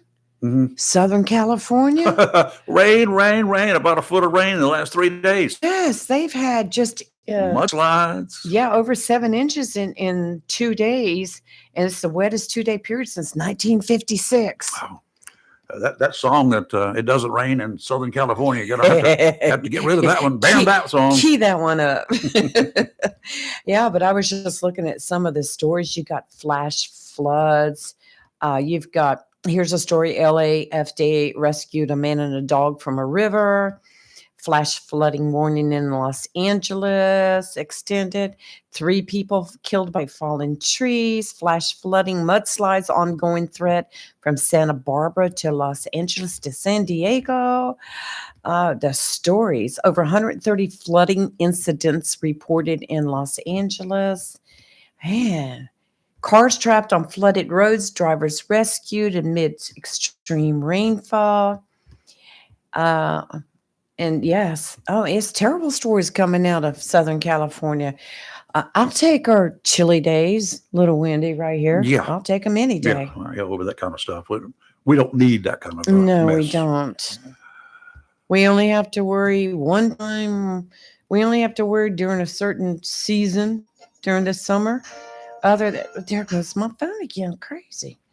Other than that, we're good. I think we have pretty moderate weather. Baseball has long been America's national pastime. That and apple pie. Not anymore. Why? What now? What are you going to do now? Not me. Survey of 12,000 Americans, and there was a wide margins that football is the new national pastime Why? because more people voted for it. They said they prefer it. A Pew Research Center survey found Americans believe football, not baseball, is America's sport, and the margin is very wide. Oh, you want to know why? It's Taylor Swift. Yeah. Just 12,000 adults were asked if you had to Yes. choose one sport as being America's sport, even if you don't personally follow it, which sport would it be? Simple question. The question found in a broader survey about sports fandom throughout the United States saw 53% of Americans believe football is America's sport. Baseball came next on the list at 27%. My 2 to 1. Goodness gracious. I love them both. I can't tell you which, if I had a chance to go see football live in person, baseball live, I don't know which I'd choose. I like them both. Yeah. The rest of the list in order: basketball 8%, soccer 3%, auto racing 3%, hockey 1%, and the something else were anything other than those were 2%. Mm-hmm. Depending upon the time that it was done, we've been in the football playoffs, if that was done, with the Super Bowl right around the corner, and then throw in a little bit of Taylor in the mix. Taylor. Then it's interesting. Yes. Um, Well, my big sports thing is coming on February 18th, 2024. And that's the Daytona 500. I just love auto racing. I really do. I love drag racing, but NASCAR's always been my who that is? favorite. It's Taylor Swift from a number of years ago. Oh, yeah. That's who I thought it was, but that was too easy. I thought there was a trick to that question. See who she autographed it for, don't you? Chris? Left side of the picture, yes. Chris? Oh, is that Hollywood? It's on display down at the Hollywood. studios. How did you do? I don't I'm know. jealous. There's a backstory there somewhere. Got to find out. That's all right. I have Brian North's autograph. So Yeah, there you go. You're live in local Real Talk Freedom 97.1, 1120 AM, WSME. Time for one more phone call after the break. We'll be right back. The best deal for the grill is at Jones LP Gas and Oil Company each Friday. Every Friday from 8 a.m. till closing at 5, Jones LP Gas and Oil Company will fill your 20-pound LP gas grill cylinder for only $11. You heard that right. Each Friday till closing, you can have your 20-pound LP gas cylinder filled for only $11 at Jones Gas and Oil Company, 3881 Wilmington Highway in heart of Verona. In addition to saving money on your LP gas for the grill, Jones Gas and Oil is your full-service gas and oil company serving residential, commercial, and agricultural gas and oil needs, as well as gas appliances, LP replacement parts, fill cylinders, and tankless water heaters, and they offer a 10% military discount on installation. Remember to get that cylinder filled every Friday until closing for only $11. Jones Gas and Oil Company, 3881 the Old Wilmington Highway, Verona. Phone 910-346-6384. Mohawk All Pet Protection and Warranty is the only cover protection and warranty for all pets, all accidents, all the time. Because your pets are family members too. No matter how you live, we've got you covered. Soft, luxurious, smart strand forever clean carpet. Gorgeous, durable, Solitech luxury vinyl tile. Mohawk has the ultimate floor for every room in your home that's suitable for all pets. For details, contact Watkins Floor Covering online at watkinsnewfloor.com. Watkins Floor Covering, thanking you for voting them the best of the best for 2023 in the flooring covering and carpet cleaning category. Watkins Floor Covering, they're more than just floors. It's custom showers, custom tubs, carpet cleaning, backsplashes, bathrooms, commercial, retail, and home flooring too. Watkins Floor Covering, family owned and operated since 1997 with locations in Jacksonville and Surf City. Watkins Floor Covering, you stand on it, we stand behind it. Tammy Fry Allstate Swansboro reminds you to check your mailbox and find your quote on homeowners insurance. Tammy Fry Allstate Swansboro goes the extra mile to make sure you're in good hands, like helping you customize your home and windstorm coverage with their Write Your Own home policy. Yes, save even more when you bundle your home, auto, boat, motorcycle, and even your golf cart. Remember, if it rolls or floats, call Tammy for a quote. You and everything you own are in good hands with Tammy Fry Allstate Swansboro. Call today, 910-326-5383. Tammy Fry Allstate, 638 West Corbett Avenue in the friendly city by the sea, Swansboro. Check your mailbox today for savings on your homeowner's insurance. It's live and local. Real Talk on Freedom 97.1 WSME. Okay, and we got some breaking news, I guess, down in, where was it, Columbia? Columbia, yes. It was a military helicopter. Let me pull that up. But it was a Black Hawk military helicopter of the Colombian Airborne Assault Aviation Division. Crashed in Chaco Department on the border with Panama, according to news sources. There were 7 soldiers on board of the helicopter and 4 were killed. Ouch. Damn. And the other 3 are in serious condition. I hate to hear things like I that. do too. They're to say things according. This is a story from WITM.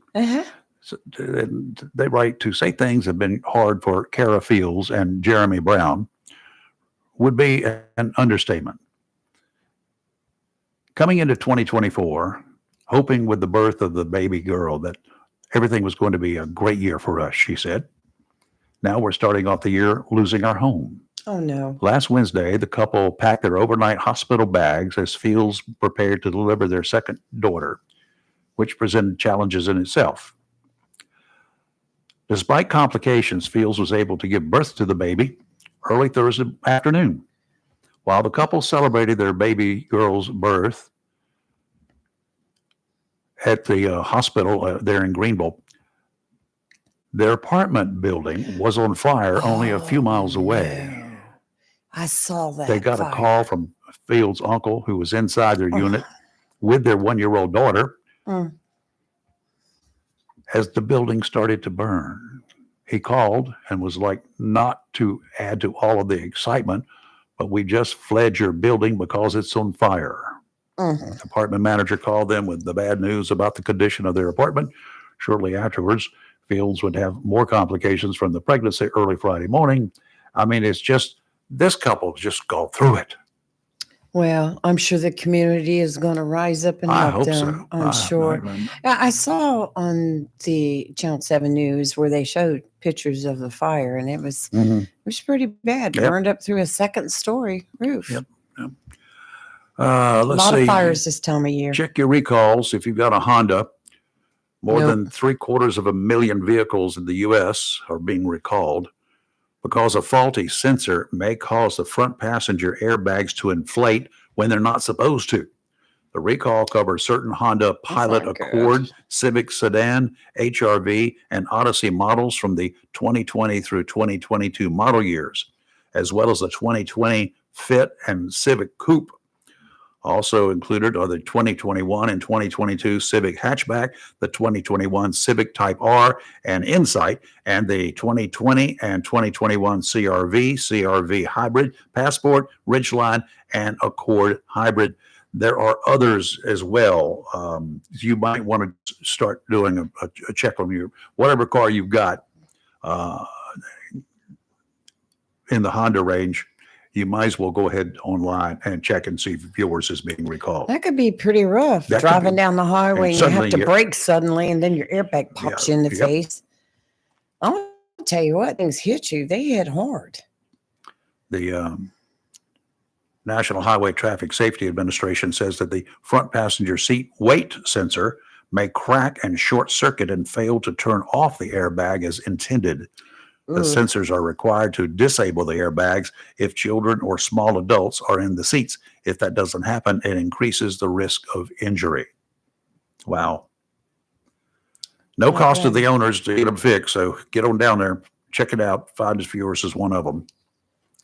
Well, you know that Get your brings to VIN mind. number, get your VIN number and push it in and punch it in. Right. And you have any lights come on your dash, those are usually an indication something's wrong. Something wrong. Sometimes People the have lights a- are bad, but Some people will have a tendency to ignore those lights. I think the biggest one is your oil light oil light and the and the heat, the water coolant. yeah, and then you've got an engine engine problem pops up, and sometimes it's nothing, sometimes it is something, and sometimes, as it was in mine just a couple of weeks ago, it was not Just a chip? no, it was the sensor itself had gone bad. Yeah, sensor. Yeah. Yeah. Those are aggravating when you have one in your wheel go bad. Yeah, you don't know which wheel, number one. And true. And then you keep getting that light on Mhm. there, and your tires are fine. It's just the sensor that's gone bad. And those little things are expensive Yeah, they to are. replace. They are. I've got in on my Jeep, I've got the actual display of the actual air temperature in every. Yes, I have every that tire. too. I So- just flip over to it. And when one gets low, it'll let me know. Yep. So you remember back in the day when you had nothing but a radio in your car? Yeah. You could get a radio put in if it didn't come with one. Some of them didn't Yes. have radios in them. Yes. Police say a 13-year-old managed to unlock a gun safe and got a weapon that a 3-year-old later used to shoot and kill himself. Chief Ted Salzingle said it happened Friday night at Wildwood Villas in Greenville. The chief says they do not anticipate any charges against the adults who were in the apartment at the time. Under North Carolina law, guns are supposed to be kept out of the reach of children. They were in a locked gun cabinet. Now, how the 13-year-old actually got into the gun cabinet, don't know. Yeah, they said from the story I heard too that the teenager had broken into the container, Uh-huh. whatever was So holding gun the gun. safe. Yeah, the gun safe had broken into it and broke the lock off or something and was playing with the weapon and then laid it down and walked away when the 3-year-old walked up. That is just a tragic story. They were saying on the news this morning that they did not anticipate that the parents Yeah. would be charged because they had done what they were supposed to do. It's just really sad. It It's is. very sad. No win there. All right, we come to the end of another show. Yeah, we have. And, we'll be back tomorrow. Tomorrow we've got Dr. Rosemary Stein, and we've got Peter coming in. Yes, and we Mike do. Halsey's going to call in. Mike Causey's calling around 8 o'clock, so Okay. y'all need to be listening because he's got some news for us. Yes, he does. We're this word about what the insurance industry wanted was from a 40 to a 99% increase Yes. in insurance rates. And he said right up front, that's not going to happen. Right. So we're going to see what is going to happen, how much it's going to be, because you can rest assured it's going to be something. Well, I'll be curious to see if they did a settlement without having to go to court, because that's going to be important too. Yeah. But he said yesterday that he'd be putting out a news release sometime late this afternoon, I believe. But he's going to call us tomorrow morning special. Very good. He's calling us to talk to us. All right. So be listening. So coming up next is Fox News, and after Fox News at 10 o'clock this morning, another dose of the Daily D's with Rick Dees at 3 o'clock this afternoon. He'll hand over the helm of the ship. I'm going to tell you what, Rick Dees was on fire yesterday. Was he? He's crazy. He's so funny. He's a good crazy. Yeah, We're going to he get him is. on the air one of these days. Yes, we are. And he'll hand it off to Hollywood this afternoon at 3 o'clock. So be staying That's tuned right. for that one too as well. We'll see you in the morning. Have a great rest of your day. You're live and local Real Talk, Freedom 97.1, 1120 a.m., WSMA, WSMA.